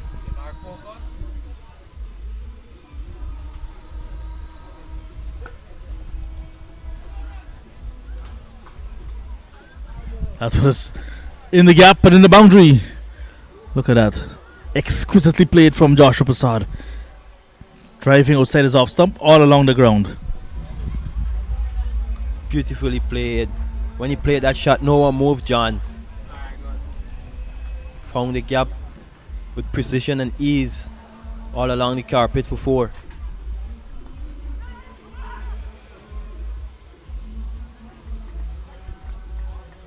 So getting off strike immediately after the boundary. So this is good cricket. Nice rotation of the strike. So Ramraj needs to ensure this batter does not score freely.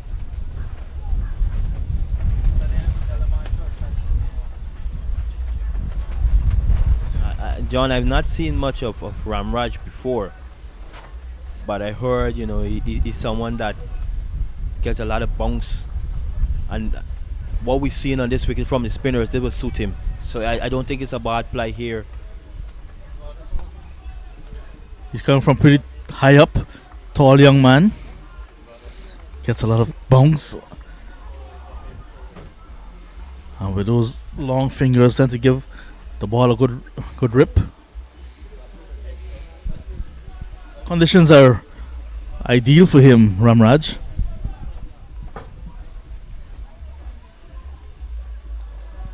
Sprays it wide. But the Hawks need early wickets. Need to put back pressure on the Pitbulls if they want to make a match out of this one.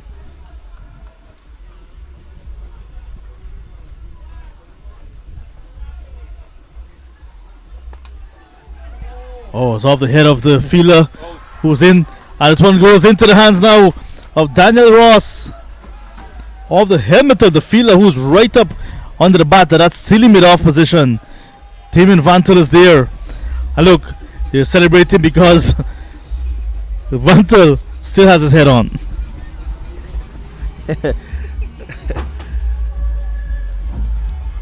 So a pretty unconventional way of getting a wicket. Ball deflecting off of Vantel, who's feeling at silly mid-off. And I tell you what, it's a really good catch in the end by Daniel Ross, because he would not have been expecting that ball to come to him.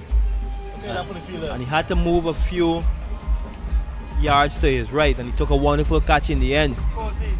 First wicket goes down for the Pitbull. Unfortunate for Perez, but he has to go. Some Pitbulls on the field here now. Additional Pitbulls.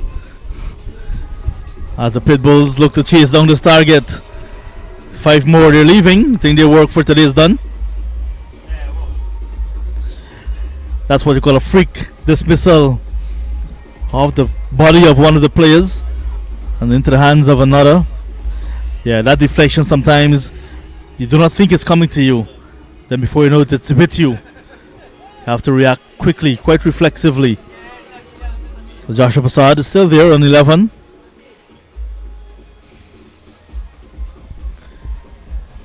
He was just trying to take cover there, Vantel. Luckily, no harm done, it resulted in a wicket for his side.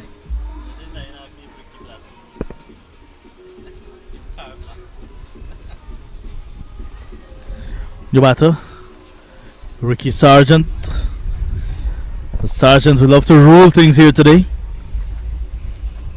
Plays cricket on the east bank of Demerara. Plays lots of tape ball cricket and a heavy dose of softball cricket as well. You name it, bat and ball. Ricky Sargent is there. Ramraj with his tail up now.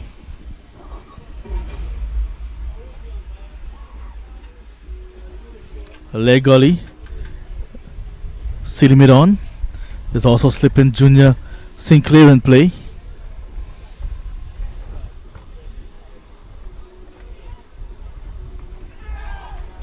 Over the head of the fielder for a slip. I was going to run away. What a way to get off the mark. But tell you what, Sargent is one of those attacking players. He's going to go down fighting. Outside edge, scored so way down to the third man boundary before. So he's often running very for his ball. I don't think this is the line Ramraj is probably being asked to bowl. Nevertheless, 4 for the Pitbulls. You mentioned Sargent plays a lot of tape bounce Sarawak cricket. He's more popularly known as Star.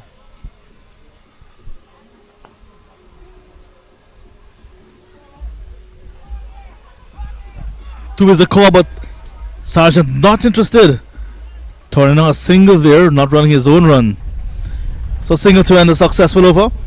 19 for 1 after 2. Possibly could have been 2. But I think Tar, as we call him in local cricket, knows that he could not have made 2 on that occasion. And rightfully so, sending back Prasad. We always say it takes 2 to complete a single. There we see the leadership board in terms of runs scored.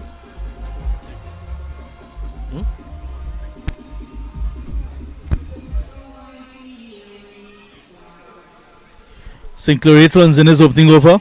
Is back for his second. More close in fielders. Vantel still under the bat. Silly mid off. Shamroy Barrington is at full slip. Sargent plays for the Regal softball cricket team. Swinging for the fences. In the power play, there's no long on, and we get a boundary. Sargent. It's a really good shot. The mid-on was in the circle, and all he needed to do was just to clear the field at the mid-on, and he did so with ease. 2 bounces into the boundary for 4. And this is the way he plays, whether it's softball, hardball, he only knows it one way. And based on the field set, John, I'll tell you, if our colleague and dear brother Naim Chan was here, Lovell settles, Lovell takes it. And that's the end of Sargent. Gone for 11, not sticking around, not wasting time. There's a ferry to catch, and I'm sure he wants to be on it, Ricky Sargent. So not wasting any time today. Sinclair gets his first. 25 for the loss of 2. Sargent goes for 11. I'll tell you what, they'll take the wicket nevertheless, but that wasn't a great delivery by Sinclair. Sargent could have hit that one anyway, unfortunately. Just finding the fielder at mid-off on that occasion. So he'll be disappointed. He started it innings nicely. The demise of Sargent paved the way for a young Jonathan Van Lange, who's had a quiet tournament so far. It's not hard to bat a lot in this tournament, but they recognize the importance of ensuring that some of the other batters get an opportunity out in the middle as they go down to the business end of the tournament. That's why we're seeing him being promoted to number 4. It's a number that he's familiar with. This is pretty much where he bats in club cricket back in Georgetown. He scored a heavy dose of runs both at the first and second division tournaments back in Georgetown. And we all know he's full of talent. Just 16 years of age, Van Lange. And there's an opportunity for him to really make a mark in this tournament.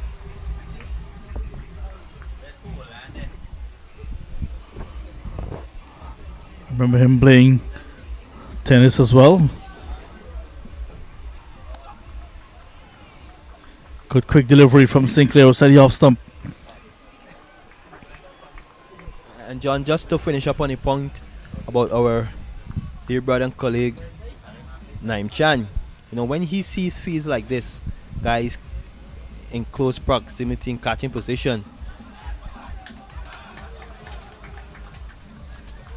it's good work there in the cover, preventing the single.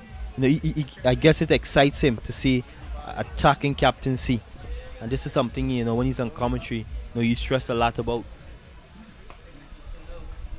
some of the other captains not being brave on attacking, sometimes not being creative enough. But this is a good start by both sides here. Pitbulls losing the 2 wicket.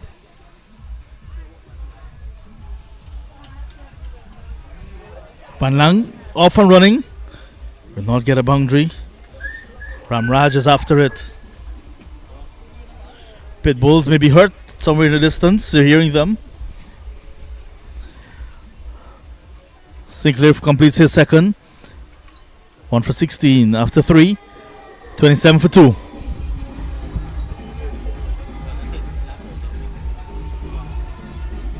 So just the 2 bowlers used so far. They're going at 8 and 11 runs per over respectively. But this is an opportunity for someone like a Van Lange and even a Joshua Prasad, who've not been amongst the runs in local cricket of late, to sort of win a game, come not out and build some confidence, and that sets you up for the rest of the tournament. Ramraj with the wicket in his opening over. That freakish type of dismissal will continue. 1 for 11. Prasad on strike.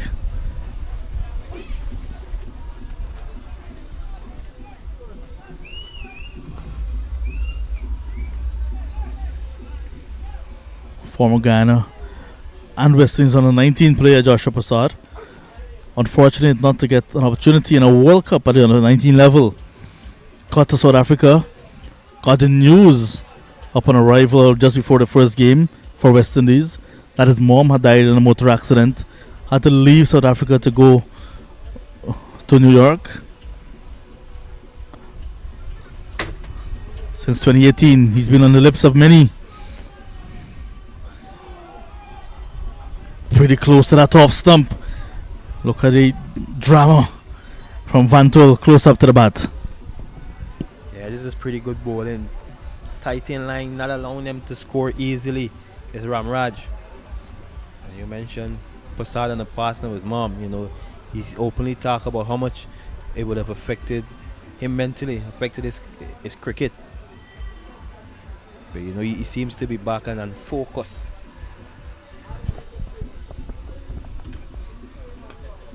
Another quick delivery driven beautifully. Lavelle will not allow that to go into the boundary ahead of him. Prasad started at Guyana. Then he's journeyed across to the Demerara Cricket Club. And then I think his very first season for DCC smashed 100 out of nowhere in pretty quick time at the Queenstown venue to announce his presence at the Home of Legends.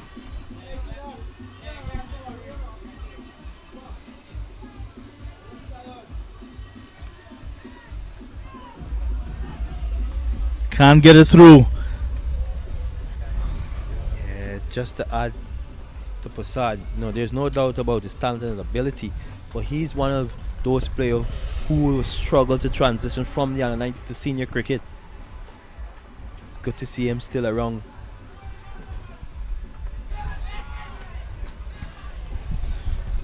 Jeremiah Scott did the hard work to stop it and almost give it away by sending a wayward return over the head of the keeper. Luckily, there's backup in the onside. This has been a good over from Ramraj, well constructed. He's bowled at the right pace, his length has been good. And the batters, they've not been able to score easily or freely.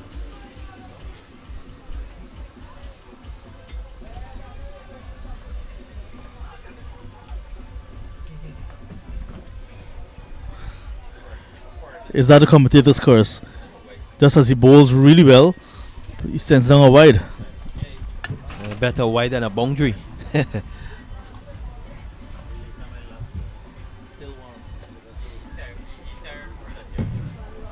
Joshua Prasad persisting with that square cut, and in this occasion finding the gap and finding it nicely. 4 more to a total, 4 more to Prasad. That ends over number 4, 34 for 2. And how often have we seen this? The extra ball in an over after a wide or a no ball, going for runs. And this time, to wide of the off stump, Ramraj leaking a boundary. 93 for 9. Will that be enough? Time will tell. And after 4 overs in a run chase, 34 for a loss of 2. Wicket apiece to the opening bowlers Sinclair and Ramraj. Reading the conditions nicely because spin getting assistance on this track. Just 2 spinners used by the Hawks.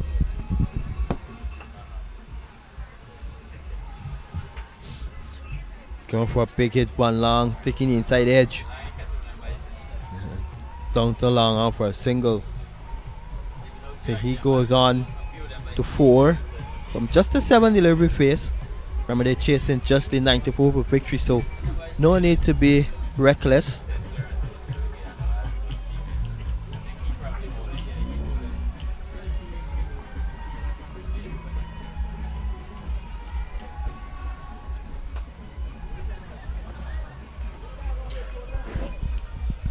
That's good feeling from Damien Vantel under the bat with a helmet.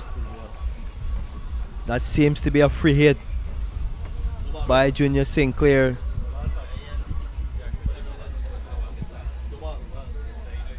No ball signal by umpire Zakir.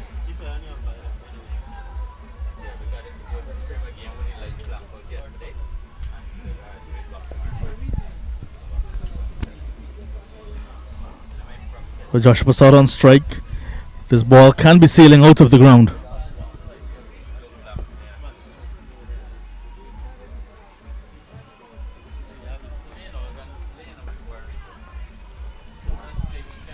Just as we mentioned, it can go sailing. It goes sailing over that mid-wicket position, out of the ground. 6 to Joshua Prasad, 42 for 2. Not a good delivery by Sinclair. A long up, as we call it. Dispatched to the mid-wicket, boundary for 6 by Prasad. So he's into his work nicely. He's move up to 22 from just the 11 delivery. You know, the last game, we saw him getting a start, 40-odd runs. So he seems to be building some confidence and getting into his work nicely. Quicker delivery by Sinclair. Beaten. Played on a miss by Prasad. So I'll tell you what. If the field inside can pick up a few more wickets here, it will make for a very interesting game. Prasad going in the air again. Ramraj unable to hold on. It goes over the field ahead, and there he was, trying his level best to take a catch, running back. It's not easy. Timing was off for Joshua Prasad. Trying to hit it too hard on that location is Prasad. Gets 2 in the end. Ramraj has been busy in that area. Maybe they want to try putting someone like a Scott, who's very quick across the ground, into one of those high traffic areas, as we say.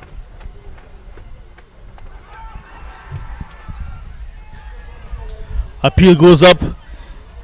First impression, I think it was a bit high, but umpire Zakir, who's much closer to the action, says you're out. Quicker delivery from Junior Sinclair gets a wicket. 44 now for 3. You call for a wicket. Still in the power play. You've gotten 1. So we called it.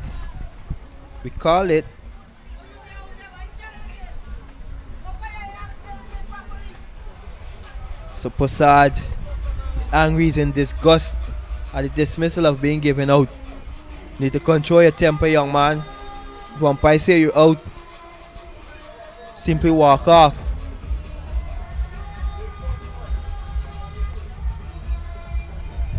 You can understand his frustration because now beginning to really start with his free scoring way of him, and as soon as he started to get into his work, sent on his way. Umpire had one look at it and says you're out. Like I said, he's much closer to the action than we are.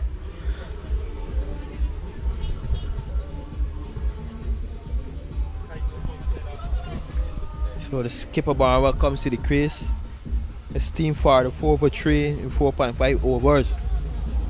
Needing just an additional 50 more runs to win this game and to go back at top of the table.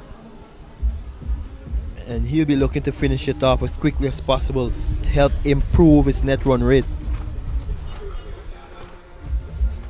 His team's net run rate, I should say. There we see his good friend Shemrai Barrington being ably supported by Vantel up in the face of Christopher Barnwell, similar like he did when they came to bat. So it's all good fun and banter. Barnwell is never short of words. So I can tell you there'll be a few exchanges out there.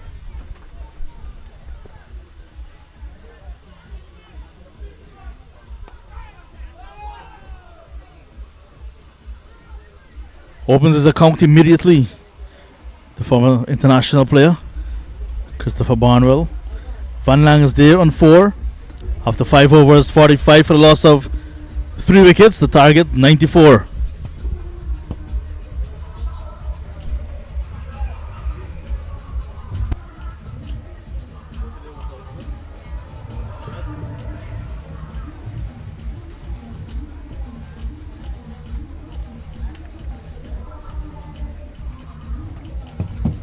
So Joshua Prasad, who was just dismissed for 24, gotten a start, went LBW. Sargent, a quick 11. Perez being dismissed, unfortunately. So the Pitbulls there now 43 for 5 at the end of 5 overs. This should expect to be an easy chase for them. Jeremiah Scott, who batted well for his third one, came in when his side was in tutters. Barrington and Yearwood got starts, but it was Dwayne Dick who started the collapse for the Hawks. And Tulane Bitton also played their part, picking up 2 wickets each. Sinclair gotten 2 wickets for his side and defending just a paltry 94. Pitbulls required just a further 49 for victory from 90 balls. So unless Hawks they can pick up wicket regularly, this game will be done and dusted shortly.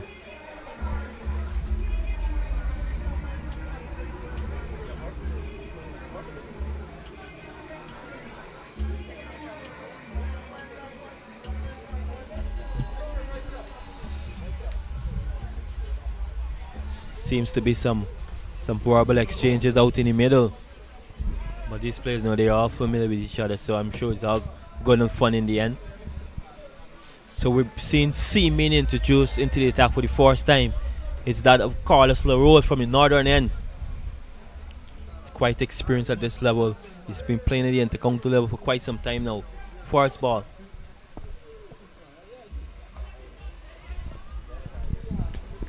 Just strain a bit is the rose. A signal wide by the umpire. Just over 3 runs per over required now. The Demerara Pitbulls seem to be in total control here.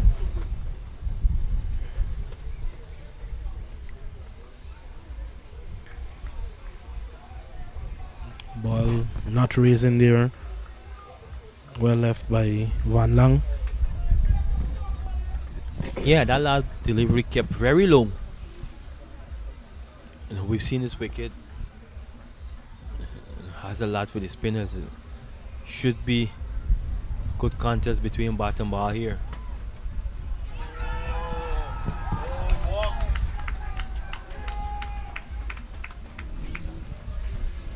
Batsman walking there for a moment.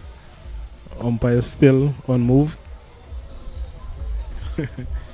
Funny game. There was a big appeal there. Everyone went up. But the umpire was on move. Like to see that replay again. While Lange playing the shot on the move. Not being able to make contact, or did he just get a faint one? Nevertheless, he continues to bat. But after a wayward start by LaRose, and he came back nicely here. Just need to continue and finish off the over well.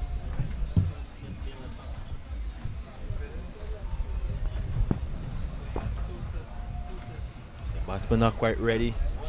Carlos aborted his run.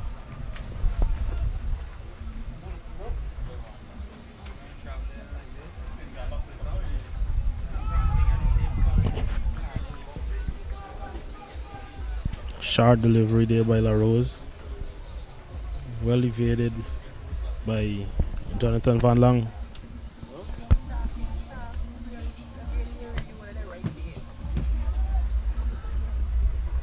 Yeah, but that was well bowled by LaRose.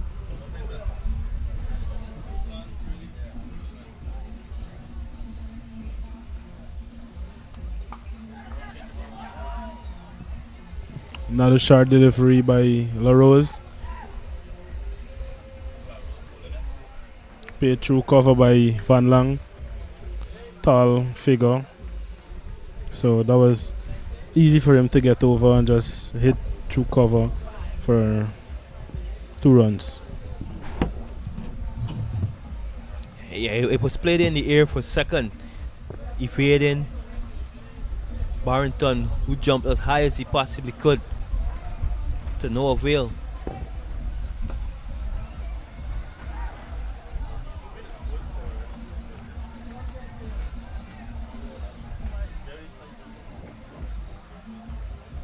Misfield in the end, not costing any extra run. So 50 comes up with that single for the Pitbulls, 50 with 3 in the 6th over, 5.5 to be exact. So it is, yes, they have lost the 3 wickets, but they've ensured that the scoring rate has not dropped.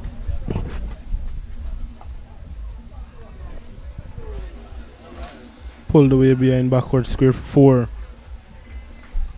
Well placed by the veteran Christopher Barnwell to bring up his first boundary in this encounter.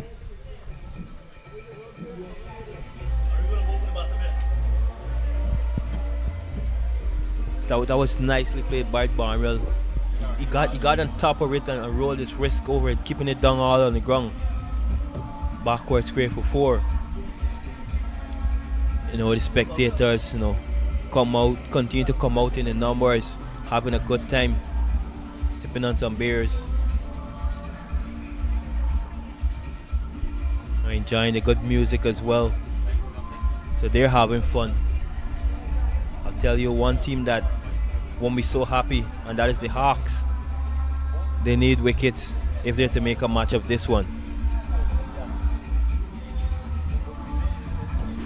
So new bowler, Thaddeus Lovell. And a 19 player.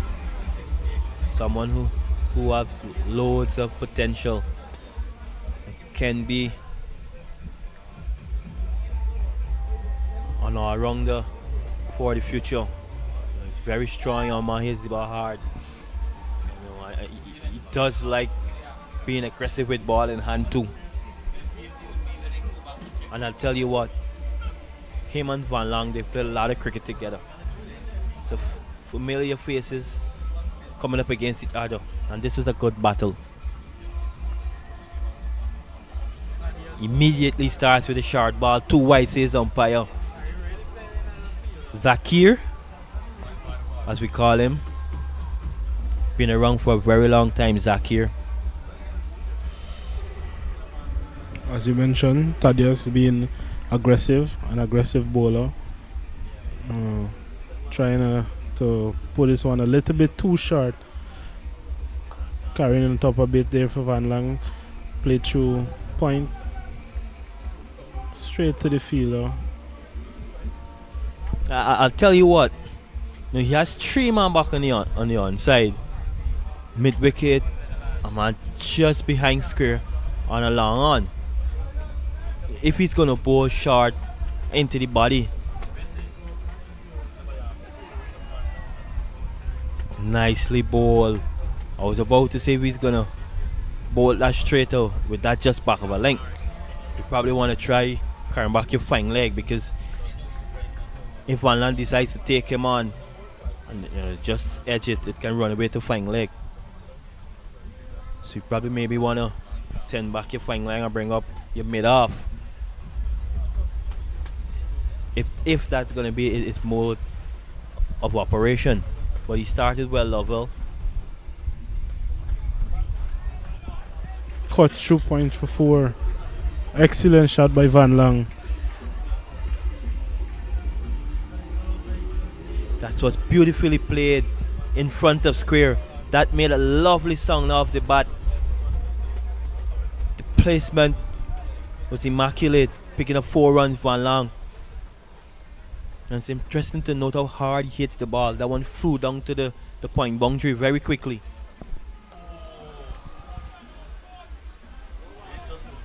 Helped away for 4. Dangerous delivery by Thaddeus Lovell. Signaled the no ball by umpire Zakir. Free hit to Jonathan Van Lange. Lovell under some pressure. He's being given freebies here. It's Van Lange.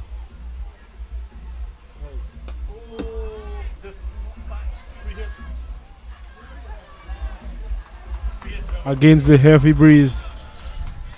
That one just holding back in boundary, taken by Jeremiah Scott, but this time on a free hit. And in case you're wondering why is he still batting, that was a free hit. Nicely taken on the mid-wicket boundary by Scott.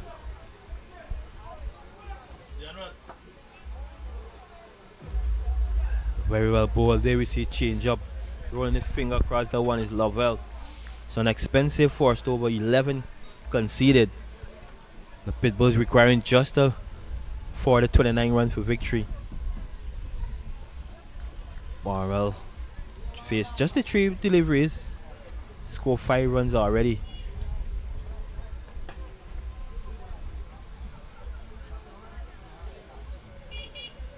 Nicely played into the onside. It gets a single. Completes the 7th over, 66 for 3 are the Pitbulls.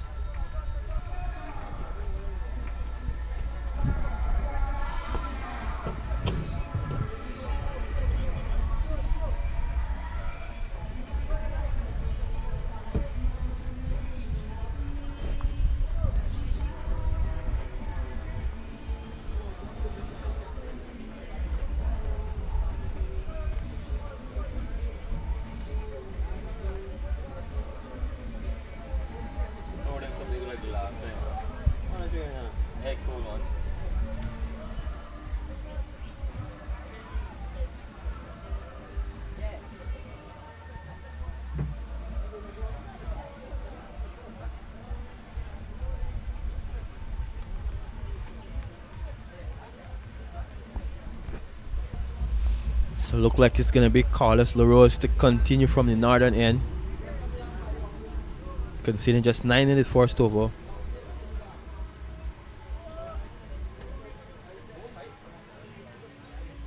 Pitbulls, they scoring at just under 10 and over.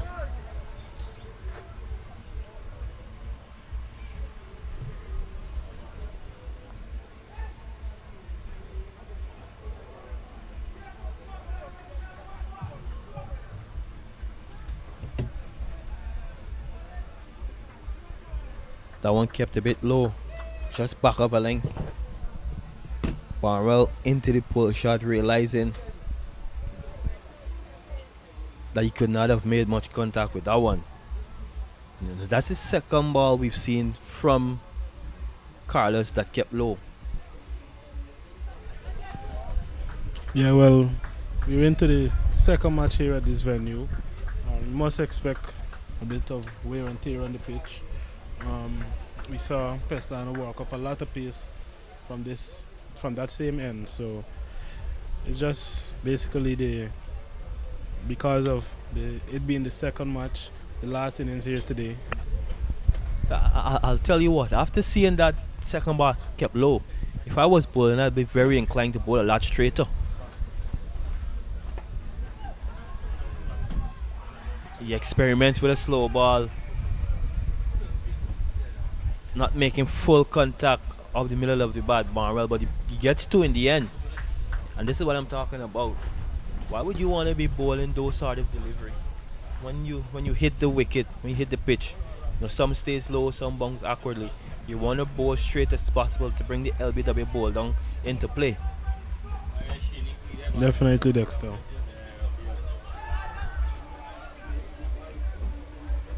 Tried on that occasion, overcompensates down the leg side for wide. So he seems to have his thinking right here, LaRose. Looking to bowl a bit straighter, but you just have to be able to execute. You can probably bring someone from the offside onto the onside to try and prevent the easy single in case you do get straight, you're not being picked off easily for one. And as we speak, another delivery keeps low. This is why we're of the opinion that he should be trying to attack the stumps. One of those keep low and it's straight, certainly out. Yes, definitely. He should work with that plan. Bowl straight, uneven bounce, some keeping low. Definitely will have more of a chance if he bowls straight.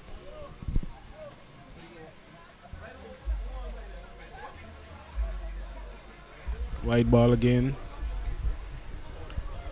LaRose seems to not know what he wants to do with this over. It's been all over the place. No, he's not been showing control here.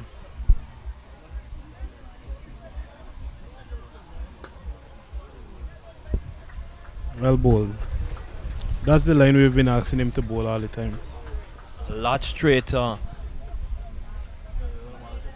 But he seems to be mindful of the power that both Barnwell and Falang possesses. So you can clearly see he uses change-up because he don't want to get too predictable.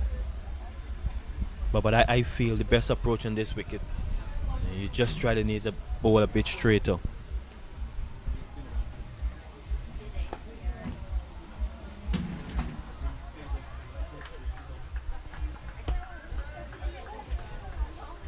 And immediately you see Barnwell too be mindful of the fact that one can keep a bit low like we've seen already.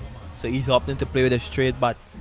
So you mentioned he's an experienced cricketer at this level, and he seems to be aware of what LaRose is trying to do. With 12 overs remaining, now you see Junior Sinclair here with 2 wickets for 27 runs. His opening part now. Chandrapal Ramaraj picking up 1 wicket as well. 24 needed from 72 deliveries at a required run rate of just 2 and over. You could clearly see the Demerara Pitbulls being on top here and easily taking this one.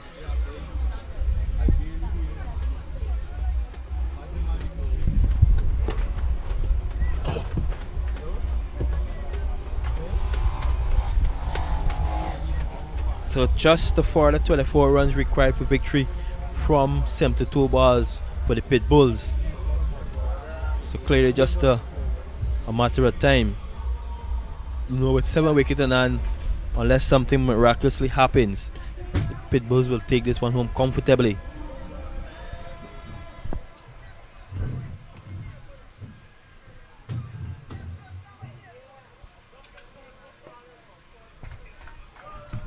New ball into the attack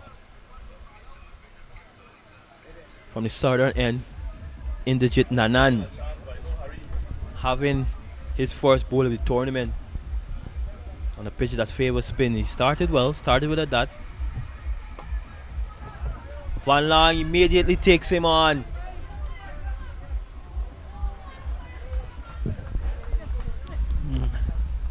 That is 6 runs.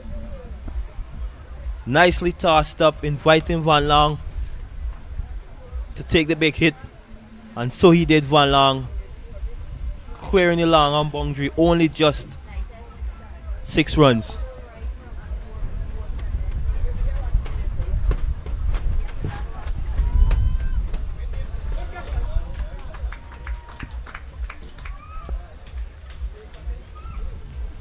Going there for the catch, Jeremiah Scott.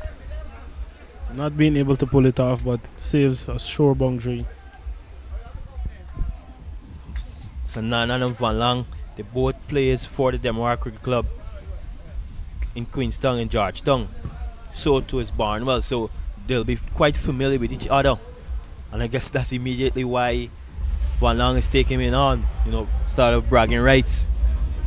Sure they would have faced each other in nets on numerous occasions.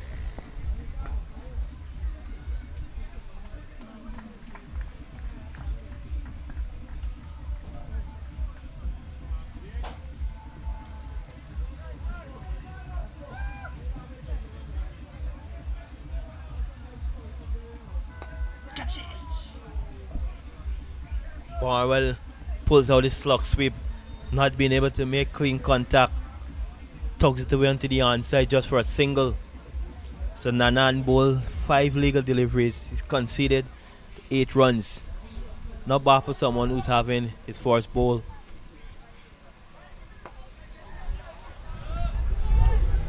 Clean strike by Jonathan Van Lange. Straight down the ground. Taking on his club mate. He would not stop speaking about this shot.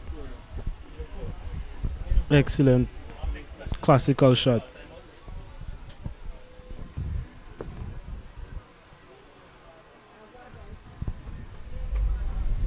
So they're looking to get this one done and dusted quickly, the Pitbulls.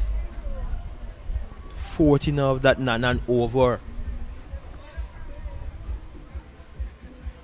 This win will certainly boost their net run rate massively. If they do win this one, the Pitbulls, they go on top of the table. I think this will be the 4th win in 5 games.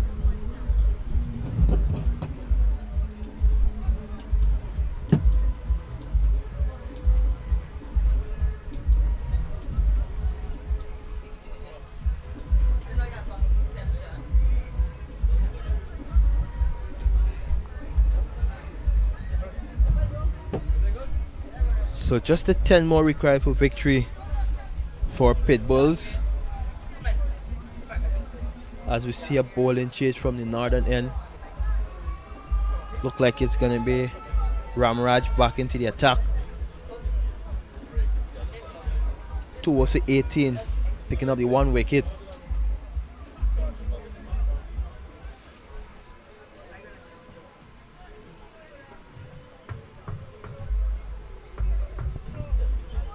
So Ramraj to Barnwell, 10 needed for victory. Start well, Ramraj, beautifully bowled.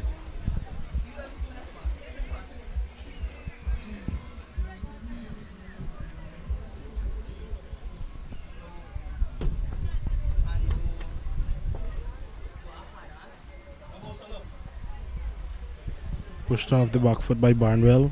That's for a single. Ramraj feeling off his own bowling. This brings Jonathan Van Lange back on strike, who has been ultra aggressive these last few deliveries. Would he look to take on the left hand spinner?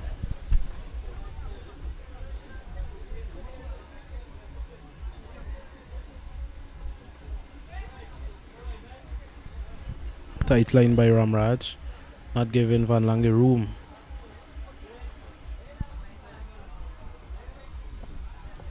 3 balls bowling this over from Raj considered just the 1 run. He'd love to pick up another wicket here.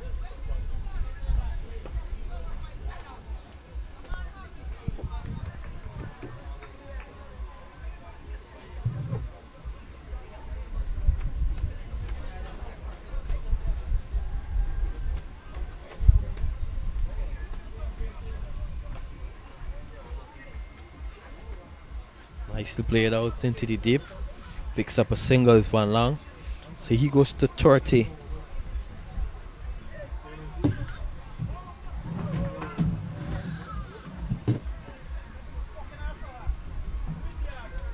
the context of how teams are placed on the points board, this is a massive win for the Pitbulls.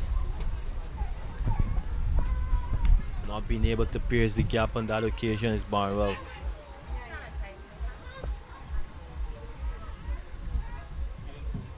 They're all having a bit of fun out there. So that brings us to the end of the 10th over. 86 for 3.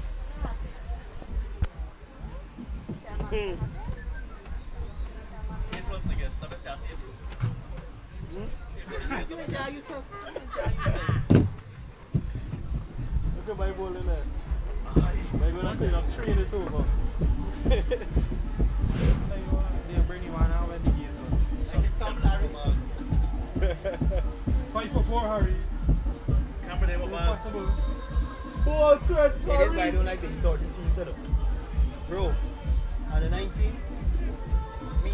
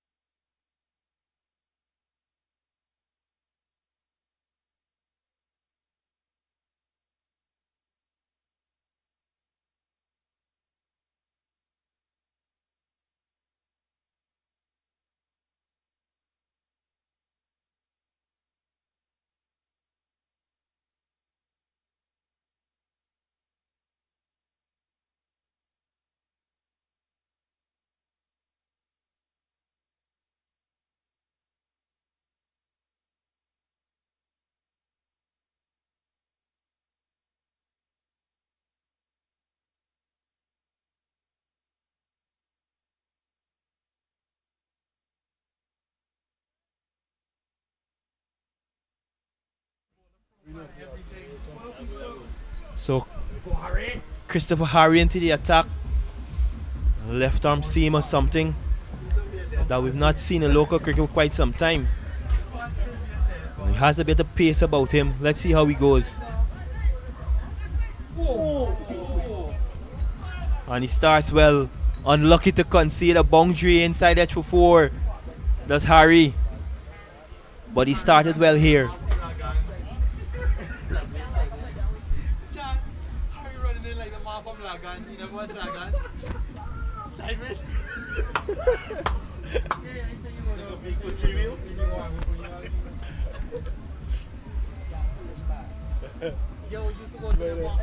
So just 4 require for victory for the Pitbulls. Can Harry try not to concede the remaining 4 runs in his over?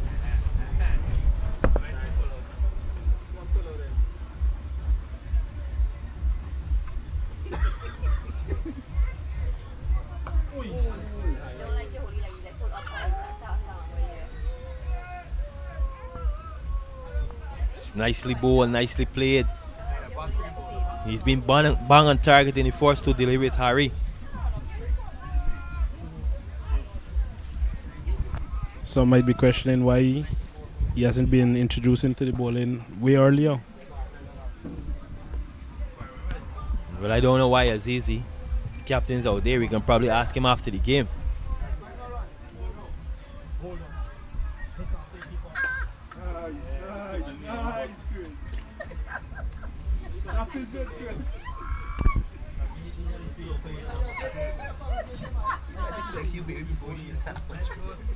Listen. I might have been the bag. So just the 3 required for victory. Harry seems to have found his rhythm.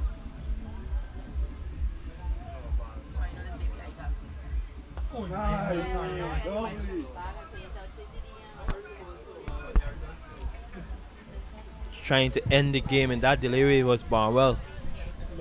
Inside edge into the onside with just a single. Lange, who's batted well, promoted up the order in this game, and he's repaid the faith in his captain and his management team. Just 2 needed from 56 deliveries. Will they get it in this over?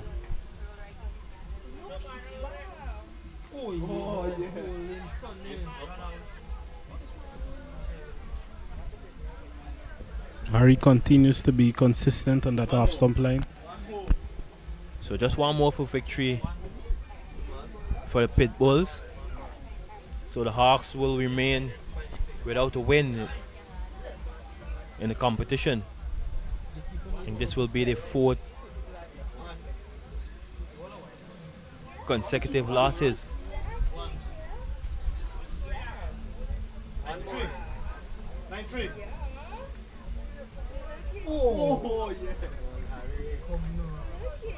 Nicely bowled, some bit of carry there for Harry. So Harry ensures it's not finishing his over.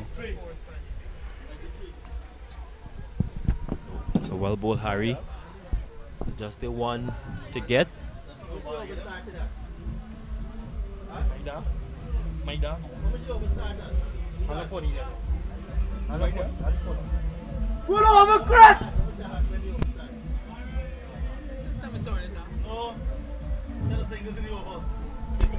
And a 4. 4 was a 4. So the Pitbulls needing just 1 for victory. 54 balls, but I don't think that's important. You know, we keep saying this is going to be a massive win in the context of how teams are placed on the board. The Hawks, they just haven't been able to put together the right combination. You know, they have a young captain in Junior Sinclair, but this is a learning experience for the young man.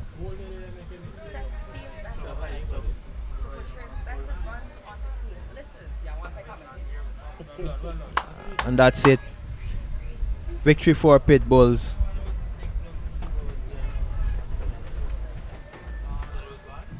And that's all she wrote.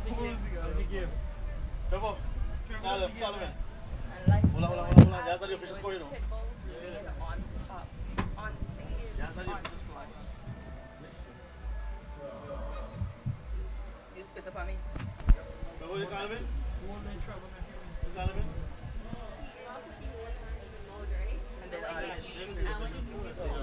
How much more you got there?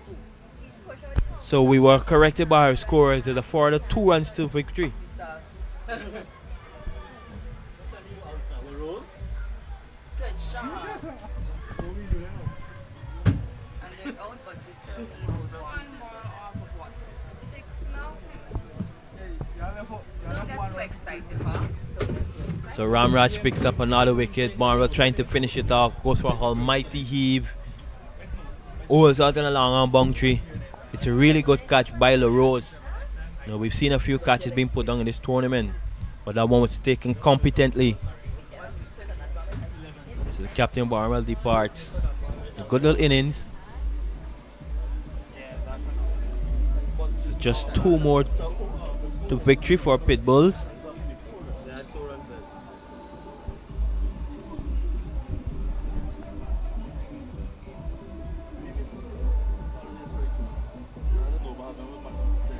So new bat is Nkosi beaten.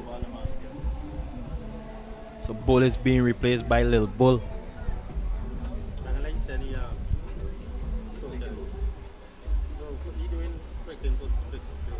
Another talented young man beaten.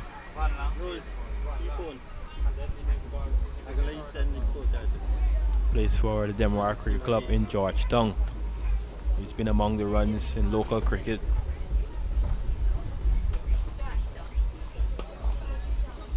It's nicely played. Down to long off. Singles. We wait on the scorer. Is that it, or is there one more? This seems to be saying one more to victory.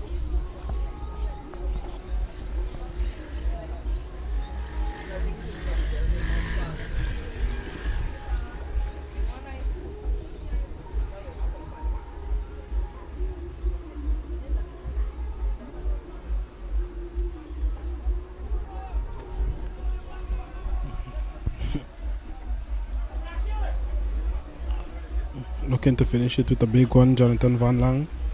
Just needing one for victory. Probably trying to take his score into the 40s.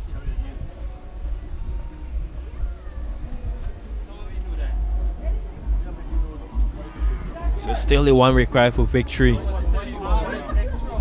for Pitbulls.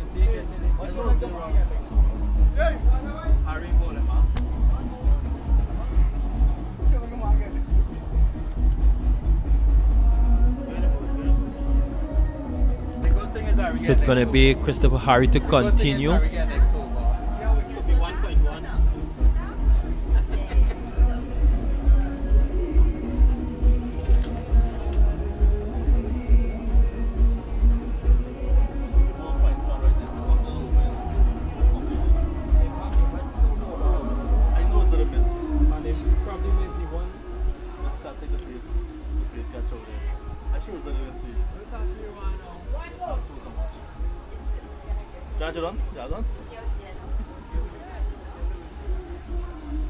So umpire just confirming the score. So it's indeed one more to victory. Our official score says Harry to continue. Bowling to beaten.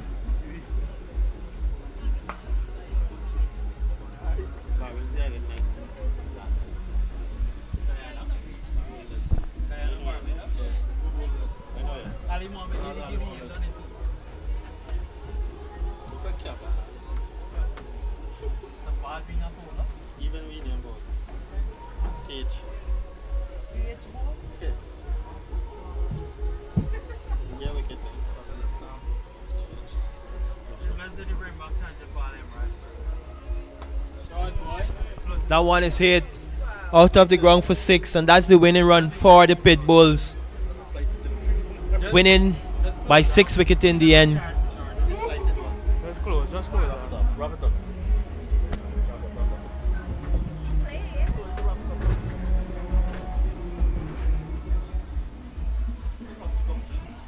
So Demerara Pitbulls taking this victory here, defeating the Demerara Hawks to claim their fourth victory out of 5 matches here at the Pamona Sports Ground on the Essequibo coast. So Pitbulls winning handsomely by 6 wickets, defeating the Demerara Hawks, who made a paltry 9-3. Chased down with 52 balls to spare, 6 wickets in hand. The Pitbulls. So they now go atop the table. That brings us to the end of the doubleheader here at Pamona Ground. We witnessed some really good cricket. And until next time, goodbye from us.